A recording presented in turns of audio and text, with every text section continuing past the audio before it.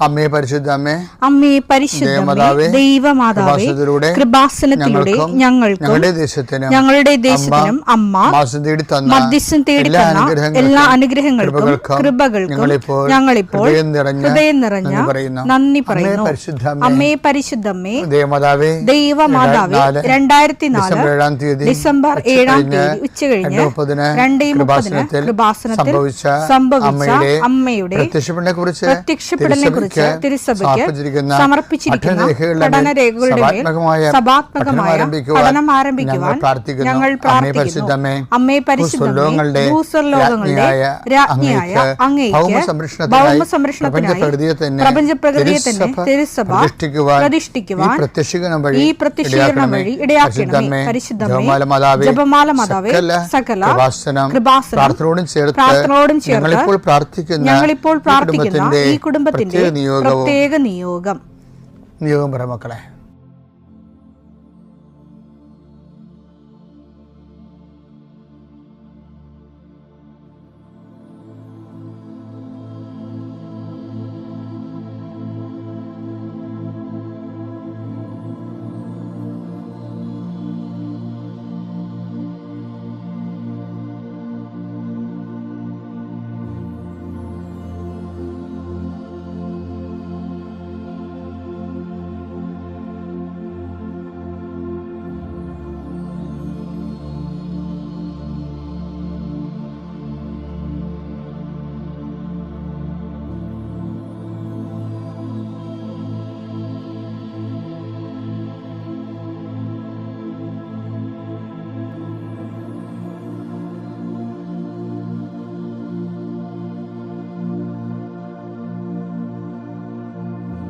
അമ്മയുടെ പ്രത്യക്ഷീകരണത്തിന്റെ ഈ അനുഗ്രഹവേളയിൽ ഞങ്ങൾക്ക് സാധിച്ചു തരുവാൻ കനിയണമേ. ആമേൻ. വിശ്വാസ പ്രമാണം. സർവശക്തനായ പിതാവും ആകാശത്തിന്റെയും ഭൂമിയുടെയും സൃഷ്ടാവുമായ ദൈവത്തിൽ ഞാൻ വിശ്വസിക്കുന്നു. അവിടുത്തെ ഏകപുത്രനും ഞങ്ങളുടെ കർത്താവുമായ ഈശോമിശിഹായിലും ഞാൻ വിശ്വസിക്കുന്നു. ഈ പുത്രൻ പരിശുദ്ധാത്മാവിനാൽ ഗർഭസ്ഥനായി കന്യകാമറിയത്തിൽ നിന്ന് പിറന്ന് പൊന്തിയോസ് പീലാത്തോസിന്റെ കാലത്ത് പീഡകൾ സഹിച്ച് കുരിശിൽ തറയ്ക്കപ്പെട്ട് മരിച്ച് അടക്കപ്പെട്ട് പാതാളങ്ങളിൽ ഇറങ്ങി മരിച്ചവരുടെ ഇടയിൽ നിന്ന് 3-ാം നാൾ ഉയർത്ത് സ്വർഗത്തിലേക്ക് എഴുന്നള്ളി സർവശക്തിയുള്ള പിതാവായ ദൈവത്തിന്റെ വലതുഭാഗത്തിരിക്കുന്നു. അവിടെ നിന്ന് ജീവിക്കുന്നവരെയും മരിച്ചവരെയും വിധിക്കുവാൻ വരുമെന്നും ഞാൻ വിശ്വസിക്കുന്നു. പരിശുദ്ധാത്മാവിലും ഞാൻ വിശ്വസിക്കുന്നു. വിശുദ്ധ കത്തോലിക്കാ സഭയിലും പുണ്യവാന്മാരുടെ ഐക്യത്തിലും പാപങ്ങളുടെ മോചനത്തിലും ശരീരത്തിന്റെ ഉയർപ്പിലും നിത്യമായ ജീവിതത്തിലും ഞാൻ വിശ്വസിക്കുന്നു. ആമേൻ. സ്വർഗ്ഗസ്ഥനായ ഞങ്ങളുടെ പിതാവേ, അങ്ങയുടെ നാമം പൂജിതമാകണമേ. അങ്ങയുടെ രാജ്യം വരണമേ. അങ്ങയുടെ തിരുമനസ് സ്വർഗത്തിലെ പോലെ ഭൂമിയിലും ആകണമേ. അന്നു വേണ്ടുന്ന ആഹാരം ഇന്ന് ഞങ്ങൾക്ക് തരണമേ. ഞങ്ങളോട് തെറ്റ് ചെയ്യുന്നവരോട് ഞങ്ങൾ ക്ഷമിക്കുന്നത് പോലെ ഞങ്ങളുടെ തെറ്റുകൾ ഞങ്ങളോടും ക്ഷമിക്കണമേ. ഞങ്ങളെ പ്രലോഭനത്തിൽ ഉൾപ്പെടുത്തരുതേ, തിന്മയിൽ ഞങ്ങൾ രക്ഷിക്കണമേ. ആമേൻ. നന്മ നിറഞ്ഞ മറിയമേ, സ്വസ്തി. കർത്താവ് അങ്ങയുടെ കൂടെ സ്ത്രീകളിൽ അങ്ങ് അനുഗ്രഹിക്കപ്പെട്ടവളാകുന്നു. അങ്ങയുടെ ഉദരത്തിൻ ഫലമായി ഈശോ അനുഗ്രഹിക്കപ്പെട്ടവനാകുന്നു. പരിശുദ്ധ മറിയമേ, തമ്പുരാന്റെ അമ്മേ, പാപികളായ ഞങ്ങൾക്ക് വേണ്ടി ഇപ്പോഴും ഞങ്ങളുടെ മരണസമയത്തും തമ്പുരാനോട് അപേക്ഷിക്കണമേ. ആമേൻ. കർത്താവേ, നിന്റെ ഉന്നതമായ നാമത്തിന് സ്വസ്ഥം ചെയ്യുന്നു. ഇന്ന് അങ്ങയുടെ മക്കള് ഈ ആശീർവാദം വാങ്ങിച്ചുകൊണ്ട് ഇന്ന് ജീവിതത്തിന്റെ വിവിധ മണ്ഡലങ്ങളിലേക്ക് പോവുകയാണ്. കർത്താവേ, ഇവിടെ ഓഫീസിൽ പോകുന്നവരുണ്ട്, അവിടെ സ്ഥിരമായിട്ട് അവർ അനുഭവിക്കുന്ന പല വിധത്തിലുള്ള പ്രയാസങ്ങളും ഞെരുക്കങ്ങളും രക്തസമ്മർദ്ദം ഉണ്ടാക്കുന്ന പല അനുഭവങ്ങളുണ്ട്. കർത്താവേ, ആ വിഷയങ്ങളെല്ലാം ദൈവത്തിന് ഈ നിമിഷം പരിശുദ്ധയുടെ മാധ്യസ്ഥേൽപ്പിക്കുന്നു. സ്കൂളിൽ പോകുന്ന അധ്യാപകരെ, പഠിക്കാൻ പോകുന്ന കുഞ്ഞുങ്ങള്, കോളേജിൽ പോകുന്നവരെ, അവിടെ എല്ലാം അവർക്ക് ചെയ്തു തീർക്കേണ്ട ഉത്തരവാദിത്തങ്ങൾ പരിശുദ്ധ ദേവമാതാവിനെ ഞാൻ ആ വിഷയം സമർപ്പിച്ച് പ്രാർത്ഥിക്കുന്നു. ഇന്ന് ബാങ്കിൽ പോകുന്നവരെ, അതുപോലെ തന്നെ ഓരോരോ ആവശ്യങ്ങൾക്കായി ദൈവതിരുസന്നിധിയിലെ ഇതുവരെ വെച്ചിരിക്കുന്ന മുഴുവൻ പ്രാർത്ഥനകൾ, ഇന്നുവരെ ചില കാര്യങ്ങൾ നീക്കുപോക്കില്ലാത്ത വിഷയങ്ങൾക്കെല്ലാം ഈ കർത്താവിൻ്റെ ആശീർവാദത്താലെ ഈശോ മിശിഹായുടെ ഉന്നതമായ നാമത്തിൽ പ്രാർത്ഥനയുടെ ശക്തിയാൽ നിങ്ങൾക്ക് നീക്കുപോക്കുണ്ടാകാൻ പ്രാർത്ഥിക്കുന്നു. തടസ്സപ്പെട്ട് കിടക്കുന്ന കാര്യങ്ങൾ ചെയ്യാൻ പറ്റാതെ ചെയ്യണമെന്ന് ആഗ്രഹിച്ചിട്ട് മാറ്റി വെച്ചിട്ട് ചെയ്യാതെ നീണ്ടു പോകുന്ന കാര്യങ്ങളുടെ മേലെ കർത്താവിൻ്റെ കരുണ വിശുദ്ധമായ രക്തം തളിക്കപ്പെട്ട് പ്രാർത്ഥിക്കുന്നു. ഇതുവരെ വെച്ചിരിക്കുന്ന മുഴുവൻ പ്രാർത്ഥനകൾ, ഇന്നുവരെ ചില കാര്യങ്ങൾ നീക്കുപോക്കില്ലാത്ത വിഷയങ്ങൾക്കെല്ലാം ഈ കർത്താവിൻ്റെ ആശീർവാദത്താലെ ഈശോ മിശിഹായുടെ ഉന്നതമായ നാമത്തിൽ പ്രാർത്ഥനയുടെ ശക്തിയാൽ നിങ്ങൾക്ക് നീക്കുപോക്കുണ്ടാകാൻ പ്രാർത്ഥിക്കുന്നു. തടസ്സപ്പെട്ട് കിടക്കുന്ന കാര്യങ്ങൾ ചെയ്യാൻ പറ്റാതെ ചെയ്യണമെന്ന് ആഗ്രഹിച്ചിട്ട് മാറ്റി വെച്ചിട്ട് ചെയ്യാതെ നീണ്ടു പോകുന്ന കാര്യങ്ങളുടെ മേലെ കർത്താവിൻ്റെ കരുണ വിശുദ്ധമായ രക്തം തളിക്കപ്പെട്ട് പ്രാർത്ഥിക്കുന്നു. God infuse your spirit of power and grace. Thank you, Jesus. എൻ്റെ പ്രിയപ്പെട്ടവരെ, ഇന്നലെ ഞാനൊരു വചനം പറഞ്ഞില്ലേ, അപ്പം അത് ഞാൻ നിങ്ങളെ വായിച്ച് കേൾപ്പിച്ചില്ല. നമുക്കൊന്ന് വായിക്കാതെ റോമ 8:32. സ്വപുത്രനെ പോലും അടിപൊളി. സ്വപുത്രനെ പോലും ഒഴിവാക്കാതെ നമുക്കെല്ലാവർക്കും വേണ്ടി അവനെ ഏൽപ്പിച്ചു തന്നവൻ അവനോട് കൂടെ സമസ്തവും നമുക്ക് ദാനമായി നൽകാതിരിക്കുമോ? ക്രിസ്തുവിന് നൽകിയത് ദാനമാണെന്നുള്ളത് അത് അണ്ടർസ്റ്റുഡാണ്. ഇനിയിപ്പോൾ പറയണത് എന്താണെന്നറിയാമോ? ഞാൻ ഇന്നലെ നിങ്ങളോട് പറഞ്ഞല്ലേ, നമ്മൾ ഈ സമസ്തവുമാണ് നേടാൻ വേണ്ടി യേശുക്രിസ്തുവിനെ ഒഴിവാക്കുന്നതാണ് ആൾക്കാരുടെ ഒരു രീതി. സമസ്തവും നേടാൻ വേണ്ടി യേശുക്രിസ്തുവിനെ ഒഴിവാക്കും. പക്ഷെ ആ നേടിയ സമസ്തവും ബൈബിൾ എന്താ പറയണത്? ലോകം മുഴുവനും നേടിയാലും നിന്റെ ആത്മാവ് നഷ്ടപ്പെട്ടാൽ എന്ത് പ്രയോജനം? അതാ വിഷയം. മത്തായി 16:26. ഒരുവൻ ലോകം മുഴുവൻ നേടിയാലും സ്വന്തം ആത്മാവിനെ നഷ്ടപ്പെടുത്തിയാൽ അവന് എന്ത് പ്രയോജനം? അതാ വിഷയം. അപ്പൊ ആൾക്കാരുടെ രീതി എന്ന് വെച്ചാൽ സമസ്തവും നേടാൻ വേണ്ടി യേശു ക്രിസ്തുവിനെ ഒഴിവാക്കും. ആ സമസ്തത്തിന് ബൈബിൾ വിളിക്കുന്ന പേരാണ് ലോകം. ലോകം എന്ന് വെച്ച് കഴിഞ്ഞാൽ യേശുക്രിസ്തു ഒഴിച്ച് ബാക്കിയോടെ എല്ലാത്തിനും ബൈബിൾ വിളിക്കുന്ന പേരാണ് ലോകം. എന്നിട്ട് ഈ സമസ്തവും നേടിയാലും നീ യേശുക്രിസ്തുവിനെ ഒഴിവാക്കിയാൽ ആത്മാവ് നഷ്ടപ്പെടും. എന്ത് പ്രയോജനം? അതാണ് വിഷയം. അപ്പം നമ്മളെ നമ്മളെ പോലുള്ള ഒരു ഓപ്ഷൻ ഇതാണ്: സമസ്തം ഒഴിവാക്കുക, യേശുക്രിസ്തുവിനെ നേടുക. അവിടെ സമസ്തം ഒഴിവാക്കുന്ന ഒരു രീതി പൗലോസ് പറയും, യേശുക്രിസ്തുവിനെ നേടാൻ വേണ്ടി ഞാൻ എല്ലാം കുപ്പയായിട്ട് കരുതണം എന്ന് പറയും. ഫിലിപ്പിയർ 3:8. ഇവ മാത്രമല്ല എന്റെ കർത്താവായ യേശുക്രിസ്തുവിനെ പറ്റിയുള്ള ജ്ഞാനം കൂടുതൽ വിലയുള്ളതാകയാൽ സർവവും നഷ്ടമായി തന്നെ ഞാൻ പരിഗണിക്കുന്നു.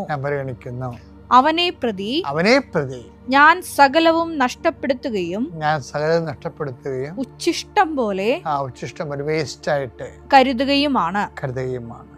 അപ്പോഴേ അവനില്ലാത്ത എല്ലാ സംഭവത്തെയും ബൈബിള് വേസ്റ്റ് എന്ന വാക്കുകൊണ്ടാണ്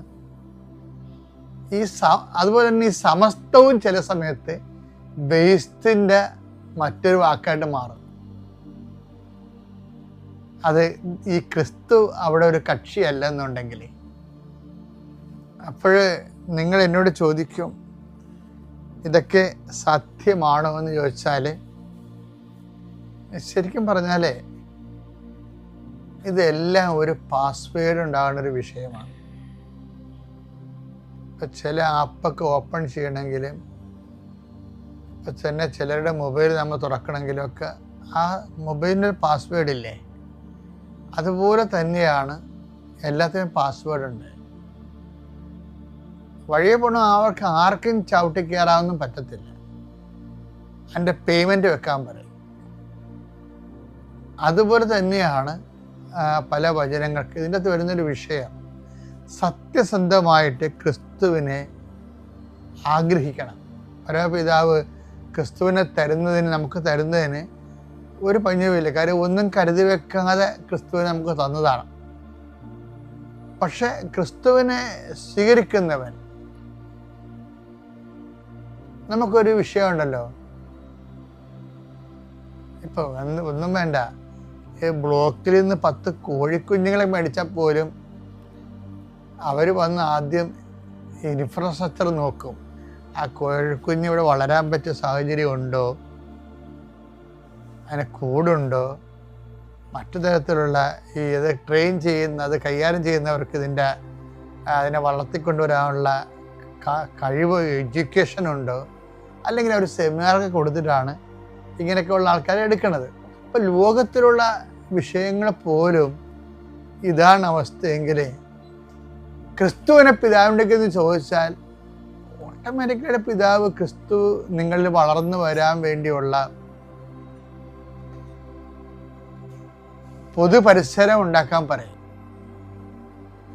അതുകൊണ്ടാണ് പൗലോസ് പറയണത്, ഞാൻ ഇപ്പം മറ്റുള്ളവരുടെ ശത്രുത, ചില ആൾക്കാർ ശത്രുത വെച്ചുകൊണ്ടിരിക്കത്തില്ലേ, അപ്പം ക്രിസ്തു വളരത്തില്ല. ചിലർക്ക് പക വെച്ചുകൊണ്ടിരിക്കത്തില്ലേ, ക്രിസ്തു വളരത്തില്ല.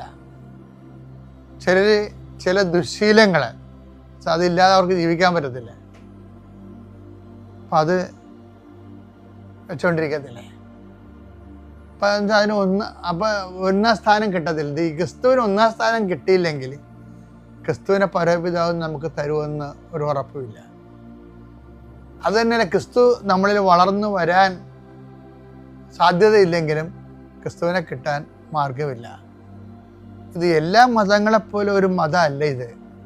ഞാൻ 40 കൊല്ലം പൗരോഹിത്യവും 15 കൊല്ലം വിശ്വാസ ജീവിതവും കഴിഞ്ഞപ്പോൾ 40, 15, 55 കൊല്ലമാണ് ഞാൻ ഈ വിശ്വാസത്തിൽ ട്രെയിൻ ചെയ്യപ്പെട്ടിരിക്കുന്നത്. 15 കൊല്ലം, 10 കൊല്ലം, 50 കൊല്ലം, ഇപ്പം 50 കൊല്ലമായി. 1/2 നൂറ്റാണ്ടാണ് ട്രെയിനിങ് കിട്ടിയിരിക്കുന്നത്. അപ്പം നിങ്ങളുടെ കയ്യിൽ നിന്നൊക്കെ എന്തെങ്കിലുമൊക്കെ ഒരു അറിവുകേട് വന്നാൽ എനിക്ക് അത്ഭുതപ്പെടാനില്ല. കാര്യം ഞാൻ 50 കൊല്ലം ഈ വിഷയത്തിൽ ട്രെയിൻ കിട്ടിയ ആളാണ്. 10 കൊല്ലം സെമിനാരിയിലും 40 കൊല്ലം ഫീൽഡിലും ജീവിച്ചതിന് ശേഷം ആണ് ഞാനിത് പറയണത്. അപ്പോൾ എന്നെ നിങ്ങൾ ആ രീതി മനസ്സിലാക്കിയാൽ മതി.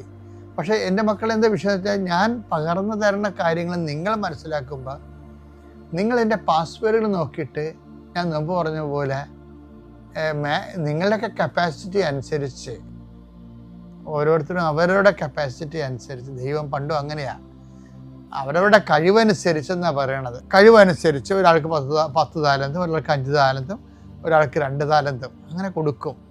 അത് പക്ഷേ അവരുടെ കപ്പാസിറ്റി അനുസരിച്ചാണ്. അത് നമുക്ക് അടുത്ത ദിവസം കാണാം. നന്ദിനി, ഞങ്ങൾ ബാംഗ്ലൂരിൽ നിന്നാണ് വരുന്നത്. Praise the lord. അമ്മൻ്റെ പ്രതീക്ഷനും ദൈവനാമം വാഴ്ത്തപ്പെടുത്താനും എന്നെ എൻ്റെ കുടുംബത്തിനും ഈ ദിവ്യമാല ആൾത്താരയിൽ ഇന്നത്തെ സാക്ഷ്യം പറയാൻ അനുവദിച്ചതിന് ദൈവത്തിനും മാതാവിനും നന്ദി പറയുന്നു. എൻ്റെ ആദ്യത്തെ ഉടമ്പടി സെപ്റ്റംബർ 2023 ഓൺലൈനിലായിരുന്നു ഞാൻ ദുബായിലുള്ളപ്പോൾ. പക്ഷേ അതെനിക്ക് കണ്ടിന്യൂ ചെയ്യാൻ പറ്റിയില്ല. പിന്നെ ഞാൻ തീർത്ഥാടന ഉടമ്പടി എടുക്കുന്നത് വീണ്ടും സെപ്റ്റംബർ 9 ആയിരുന്നു. അത് എൻ്റെ അമ്മയിൽ വഴിയായിട്ടാണ് ഞാൻ ഉടമ്പടി എടുത്ത്. ആദ്യം അമ്മ ഉടമ്പടി എടുത്തത് ജൂൺ 9 ആയിരുന്നു. അത് അടുത്തുള്ള ഒരു ആൻറ്റി റെഫർ ചെയ്തിട്ടാണ് ഞങ്ങളിവിടെ എത്തിയത്. അപ്പോൾ ഞങ്ങൾ ഭയങ്കരമായിട്ട് ഫിനാൻഷ്യലായിട്ട് ഇഷ്യൂസ് ഉള്ള സമയമാണ്, എനിക്ക് ജോലി ഇല്ലാത്ത സമയം. ആദ്യമായിട്ട് ഞങ്ങൾക്ക് പറയാനുള്ള ടെസ്റ്റിമോണി അമ്മൻ്റെ രോഗസൗഖ്യമാണ്. 12 വർഷമായിട്ട് അമ്മയ്ക്ക് അലർജീസ് ഇഷ്യൂസ് ഉണ്ടായിരുന്നു. ദേഹം മൊത്തം ചൊറിച്ചലായിരുന്നു. പിന്നെ യാതൊരു ഫുഡ്, അപ്പോൾ മീനാവട്ടെ, പിന്നെ ചില ഈ ഫുഡ് ഹോട്ടായിട്ടുള്ള ഏത് ഫുഡും കഴിക്കാൻ പറ്റൂല. എന്ത് കഴിച്ചാലും ദേഹത്തിൽ മൊത്തം ചൊറിച്ചലും ഈ ബ്ലഡൊക്കെ ക്ലോട്ട് ആവുമായിരുന്നു. പിന്നെ മുറിവായിട്ട് അതിലൂടെ ഇങ്ങനെ പസ്സൊക്കെ ഫോം ചെയ്യായിരുന്നു. അപ്പോൾ അമ്മയ്ക്ക് ഭയങ്കര ബുദ്ധിമുട്ട്. പുറത്ത് പോവാനും ഡ്രസ്സ്, ഇപ്പോൾ ചുടിദാർ ആവട്ടെ, സാരി ആവട്ടെ ഇട്ടാൽ, ബ്ലൗസൊക്കെ ഇട്ടാൽ കയ്യിൽ മൊത്തമായിട്ട് അലർജീസ് ആയിരുന്നു. അതൊന്നും ഈ 12 ഇയേഴ്സായിട്ട് എത്ര ഡോക്ടറിൻ്റെ അടുത്ത് കാണിച്ചിട്ടും, എവിടെ പോയി കൺസൾട്ട് ചെയ്തിട്ടും, എന്ത് മെഡിസിൻ കഴിച്ചിട്ടും അത് ക്യൂർ ആവണ ഒരു വഴിയും ഉണ്ടായിരുന്നില്ല. അപ്പോഴാണ് ഉടമ്പടി എടുത്ത്, ആദ്യത്തെ ഉടമ്പടിയിൽ ഒന്നും സംഭവിച്ചില്ല. അപ്പോൾ അമ്മ ഇച്ചിരി ഡൗൺ ആയി. അപ്പോൾ അമ്മ അമ്മ പറഞ്ഞു ആദ്യത്തെ ഉടമ്പടി എടുത്ത് ഒന്നും നടന്നില്ലല്ലോ. അപ്പോഴാണ് ഞാൻ ദുബായിൽ നിന്ന് വരുന്നത്, ഓഗസ്റ്റിലാണ് ഞാൻ ലാൻഡ് ആവുന്നത്. അപ്പോൾ ഞാൻ പറഞ്ഞു അടുത്ത ഉടമ്പടി അമ്മ ഞാനുണ്ട്, അപ്പോൾ അമ്മയെ വിശ്വസിക്കുക, അമ്മയ്ക്കൊരു പ്ലാനുണ്ട്, ആ പ്ലാന് പ്രകാരം അമ്മ എന്തായാലും രോഗസൗഖ്യം തരും. അടുത്ത സെക്കൻഡ് റിന്യൂവൽ പോകുമ്പോൾ അമ്മൻ്റെ കംപ്ലീറ്റ് ആയിട്ട് ദേഹത്തുള്ള എല്ലാ പാടുകളും മാറി എല്ലാ അമ്മയ്ക്ക് ഫുഡൊക്കെ കഴിക്കാൻ പറ്റും. അതേപോലെ അമ്മ അത് കേട്ടു. എൻ്റെ മാതാവ് അനുഗ്രഹിച്ചാലും ദൈവത്തിൻ്റെ കൃപയാലും അമ്മയ്ക്ക് ഇപ്പോൾ എല്ലാ ഫുഡും കഴിക്കാൻ പറ്റുന്നുണ്ട്. ദേഹത്തുള്ള എല്ലാം സ്കാർസും എല്ലാം മാറി കിട്ടി.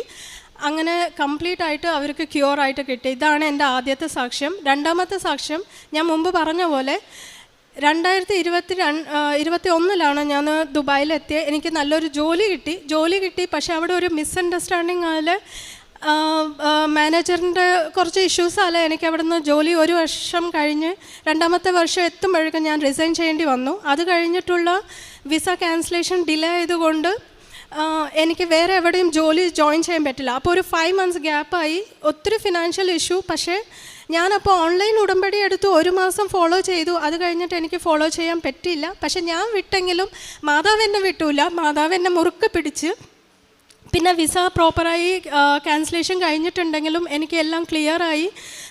നല്ല പോലെ എനിക്ക് വേറൊരു ജോലിയിൽ കയറാൻ പറ്റി. പക്ഷെ അവിടെയും അവിടെ എനിക്ക് പൂർണ്ണമായിട്ട് സെർവ് ചെയ്യാൻ പറ്റിയില്ല. 3 മാസം ഞാൻ ചെയ്തു. പിന്നെ അവിടെ നിന്നും ഞാൻ ഇറങ്ങേണ്ടി വന്നു. എനിക്ക് ഉള്ളിലൊരു വോയിസ്, നമുക്ക് ഇല്ല നീ ബാംഗ്ലൂർ പൊക്കോ, എനിക്ക് വീട്ടിൽ നിൻ്റെ ആവശ്യമുണ്ട്. അങ്ങനെയാണ് ഞാൻ ശരി എന്നാൽ ബാംഗ്ലൂരിൽ പോവാം, എന്നിട്ട് അവിടെ പോയി നോക്കാമെന്നുള്ള ഇതിൽ ഞാൻ ദൈവത്തിൻ്റെ പ്രാർത്ഥിച്ച് ഞാൻ അവിടെ നിന്ന് ഇറങ്ങി. പിന്നെ വിസൻ്റെ കുറേ ഫൈനൊക്കെ ഉണ്ടായിരുന്നു. പിന്നെ ഈ 5 months ഗ്യാപ്പിൽ അമ്മ മാതാവ് അനുഗ്രഹിച്ച പോലെ ഒത്തിരി പേര് എന്നെ സഹായിക്കണ്ടായിരുന്നു. നിങ്ങൾക്കെല്ലാം അറിയുന്ന പോലെ നമ്മളൊരു അബ്രോഡിലിരിക്കുമ്പോൾ ജോലിയില്ലാതെ നമ്മളെങ്ങനെ ജീവിക്കും? ഒരു മാസത്തെ റെൻറ്റ് കൊടുക്കാനും പോലും എൻ്റെ അടുത്ത് പൈസ ഇല്ലായിരുന്നു. ഫുഡിന് എൻ്റെ അടുത്ത് പൈസ ഇല്ലായിരുന്നു. ഇതെല്ലാം അമ്മ മാതാവിൻ്റെ അനുഗ്രഹത്താൽ ഇൻറ്റർസെഷനാൽ എനിക്ക് ഒത്തിരി പേര് എനിക്ക് സഹായിച്ചു. അതേപോലെ ഒരു പ്രോബ്ലമും ഇല്ലാണ്ട് ഞാൻ ബാംഗ്ലൂർ എത്തി. ഒരു ഉടമ്പടി എടുത്തു. സെപ്റ്റംബറിൽ ഉടമ്പടി എടുത്തു. പിന്നെ സെപ്റ്റംബർ 3 റിന്യൂവൽ കഴിഞ്ഞു. ഞാൻ നിയോഗം വെച്ചത് എനിക്ക് ദുബായിലാവട്ടെ ബാംഗ്ലൂർ ആവട്ടെ എനിക്കൊരു നല്ല ജോലി വേണം. ഞാനാണ് ഡിപ്പെൻഡബിൾ. എൻ്റെ അച്ഛനും അമ്മനെയും കുഞ്ഞിനെയും നോക്കാൻ ഞാൻ മാത്രമേ ഉള്ളൂ. അതുകൊണ്ട് എനിക്കൊരു നല്ല ജോബ് വേണമെന്ന് മാത്രമേ ഞാൻ പ്രാർത്ഥിച്ചുള്ളൂ. ബാക്കിയെല്ലാം ഞാൻ പ്രാർത്ഥിച്ചത് മറ്റുള്ളവർക്ക് വേണ്ടിയിട്ടാണ്.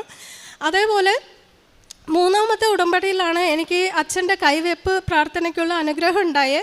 അത് കഴിഞ്ഞതും മേലെ എനിക്ക് ഒരു ജോലി ഉണ്ടായി. അത് വലിയ ജോലി അല്ലെങ്കിലും എൻ്റെ ഒരു ടേണിംഗ് പോയിൻ്റ് ആയിരുന്നു.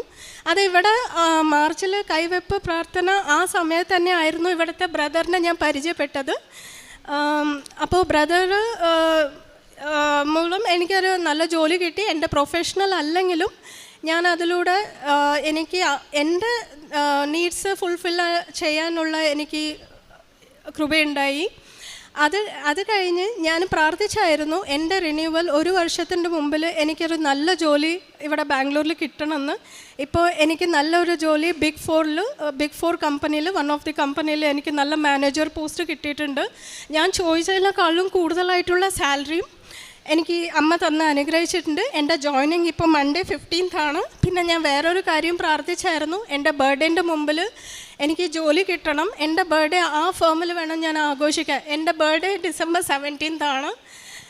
15th ആണ് എൻ്റെ ജോയിനിങ്. അമ്മ നമ്മൾ ചോദിച്ചതിനേക്കാളും ഒരു പിടി കൂടുതൽ തരുന്നുള്ള സാക്ഷിയായിട്ടാണ് ഞാൻ നിൽക്കുന്നത്. ഇന്ന് ഈ ആൾത്താരയിൽ ഞാനും എൻ്റെ കുടുംബവും ജീവനോടെ ജീവിച്ചിരിക്കുന്നെങ്കിൽ അത് അമ്മ മാത്രമാണ്. അമ്മയും ദൈവത്തിൻ്റെ കാരുണ്യം മാത്രമാണ്.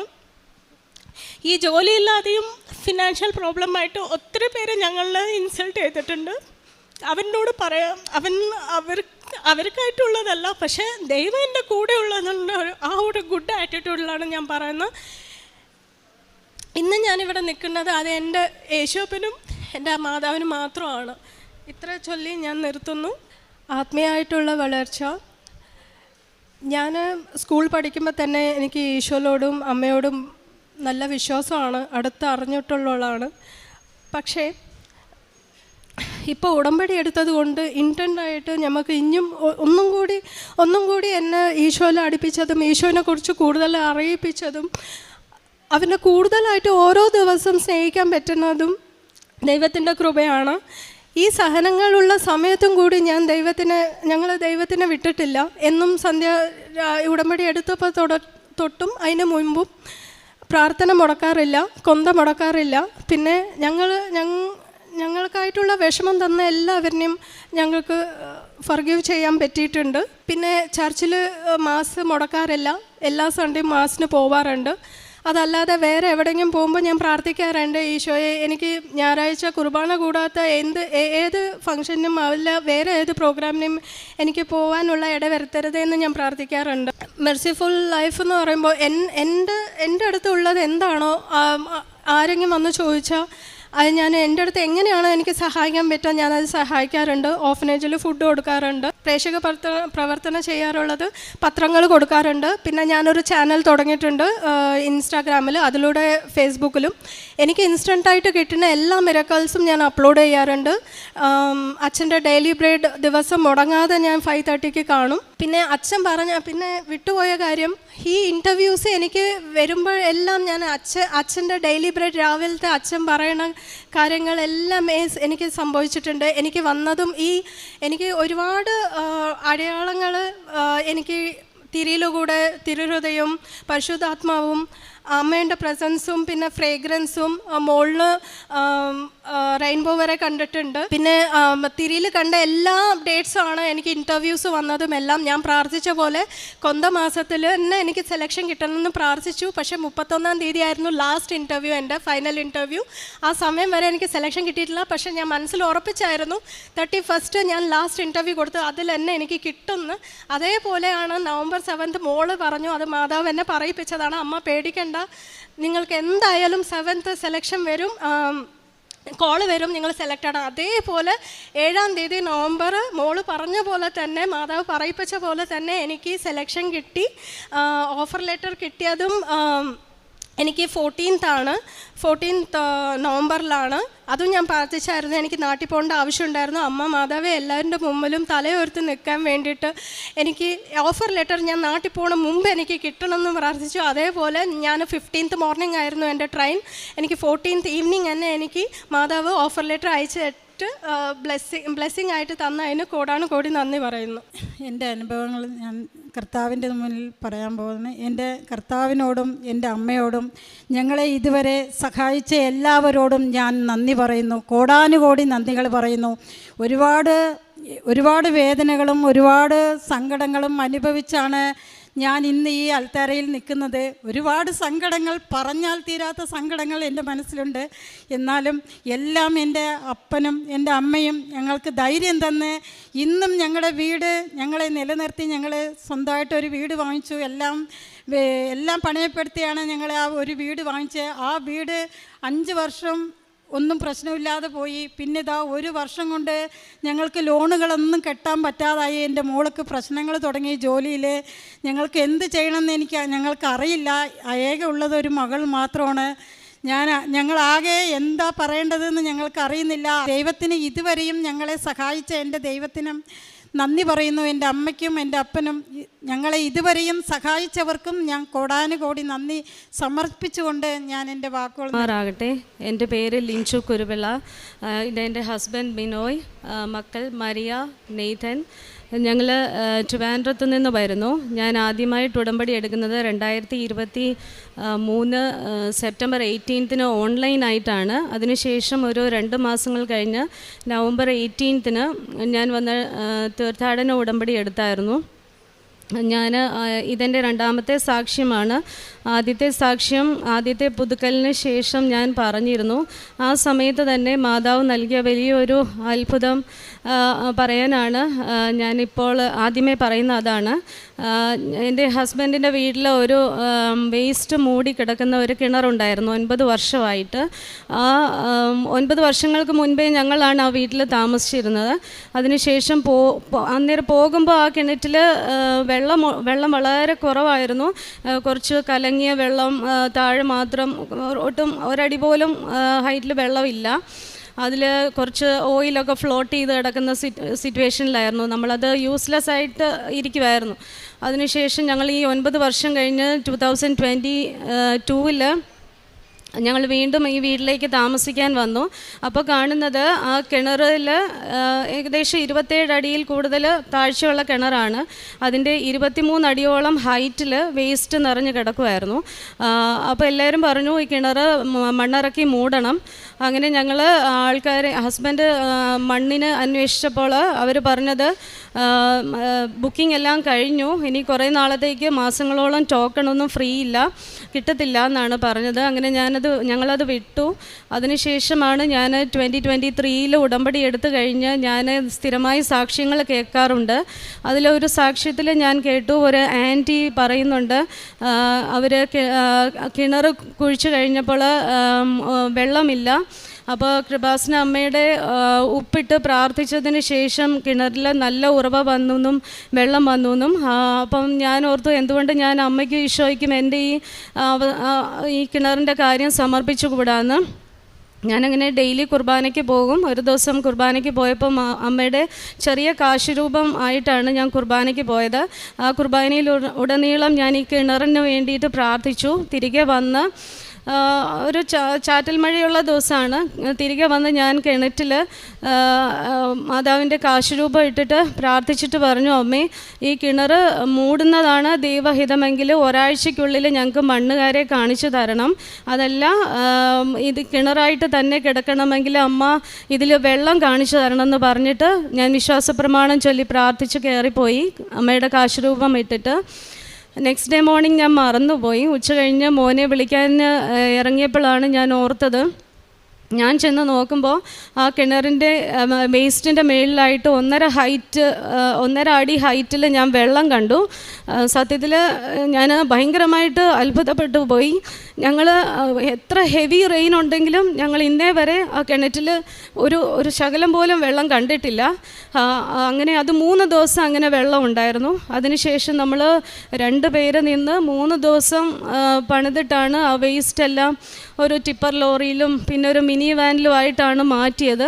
ഞാൻ അതിന് വന്ന പണിക്കാരോടെല്ലാം അമ്മയും ഈശോയെയും കുറിച്ചെല്ലാം പറഞ്ഞു, കൃപാസനത്തെക്കുറിച്ച് പറഞ്ഞു. അവർ പറഞ്ഞു നോക്കാം, വെള്ളം കാണാൻ ചാൻസ് കുറവാണെന്ന് പറഞ്ഞു. പക്ഷേ ഞാൻ താഴെ കുറച്ച് വെള്ളം ഉണ്ടായിരുന്നു. ഞാൻ അമ്മയുടെ കാശുരൂപവും ഉപ്പും തേനും ഉടമ്പടി തൈലവും എല്ലാം വീണ്ടും ഇട്ടു. എൻ്റെ കയ്യിൽ വേളാങ്കണ്ണിയിലെ മണ്ണും ഉണ്ടായിരുന്നു. എല്ലാം കൂടെ ഞാൻ വീണ്ടും വിശ്വാസപ്രമാണം ചൊല്ലിയിട്ട് പ്രാർത്ഥിച്ച് പിന്നെ ഇപ്പോൾ ഞങ്ങൾക്ക് ഒരു 3 റിങ് ഹൈറ്റിൽ നല്ല ക്രിസ്റ്റൽ ക്ലിയർ വാട്ടറുണ്ട്. ഞങ്ങളത് അക്വേറിയത്തിലേക്കും പ്ലാന്റ്സിനും വേണ്ടി ഉപയോഗിക്കുന്നു. ഇതാണ് ഞങ്ങൾക്ക് ലഭിച്ച ഒരു വലിയ അനുഗ്രഹം, ഒരു അത്ഭുതം. അതിനുശേഷം ഇനി ഞാൻ പറയാൻ പോകുന്ന കുറച്ച് രോഗസൗഖ്യങ്ങളാണ്. ആദ്യമായിട്ട് എൻ്റെ രോഗസൗഖ്യമാണ്.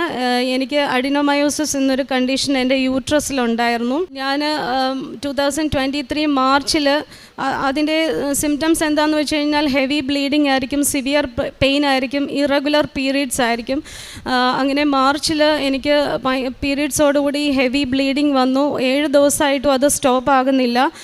അതൊരു ട്യൂസ്ഡേ ആണ്. അന്ന് രാവിലെ ഞാൻ മാതാവിനോട് കരഞ്ഞു പ്രാർത്ഥിച്ചു, രക്തസ്രാവക്കാരിയെ സുഖപ്പെടുത്തിയ ഈശോയെ എനിക്ക് സൗഖ്യം നൽകണേ എന്ന് പറഞ്ഞ് ഞാൻ പ്രത്യക്ഷീകരണ പ്രാർത്ഥനയുടെ സമയത്ത് പ്രാർത്ഥിച്ചായിരുന്നു. പിന്നെ ട്യൂസ്ഡേ ആണ്. അന്ന് ഞാൻ ഉടമ്പടി ധ്യാനം കൂടിക്കൊണ്ടിരുന്നപ്പോൾ ബഹുമാനപ്പെട്ട ജോസഫ് അച്ഛൻ ആദ്യം പറഞ്ഞത് ഈ വാക്യമാണ്. അപ്പോൾ ഞാൻ ആ ഇരുപ്പിൽ തന്നെ ആ സാക്ഷ്യം മുഴുവൻ കണ്ടു തീർത്തു. അവസാനം രോഗശാന്തി ശുശ്രൂഷയുടെ സമയത്ത് ഞാൻ അടിവയറ്റിൽ കൈവച്ച് പ്രാർത്ഥിച്ചു. അന്ന് തന്നെ എൻ്റെ ബ്ലീഡിങ് സ്റ്റോപ്പായി. പിന്നീട് ഇന്ന് വരെ 2023 പിന്നീട് ഇന്ന് വരെ എനിക്ക് ഹെവി ബ്ലീഡിങ് ഉണ്ടായിട്ടില്ല. നോർമൽ പീരീഡ്സ് ആയിട്ട് വരുന്നു. പെയിനും ഇല്ല, വളരെ അന്ന് വന്ന പോലെയുള്ള പെയിനൊന്നും ഇല്ല. പണ്ടുണ്ടായിരുന്ന അതേ രീതിയിൽ മാത്രമേ ഉള്ളൂ.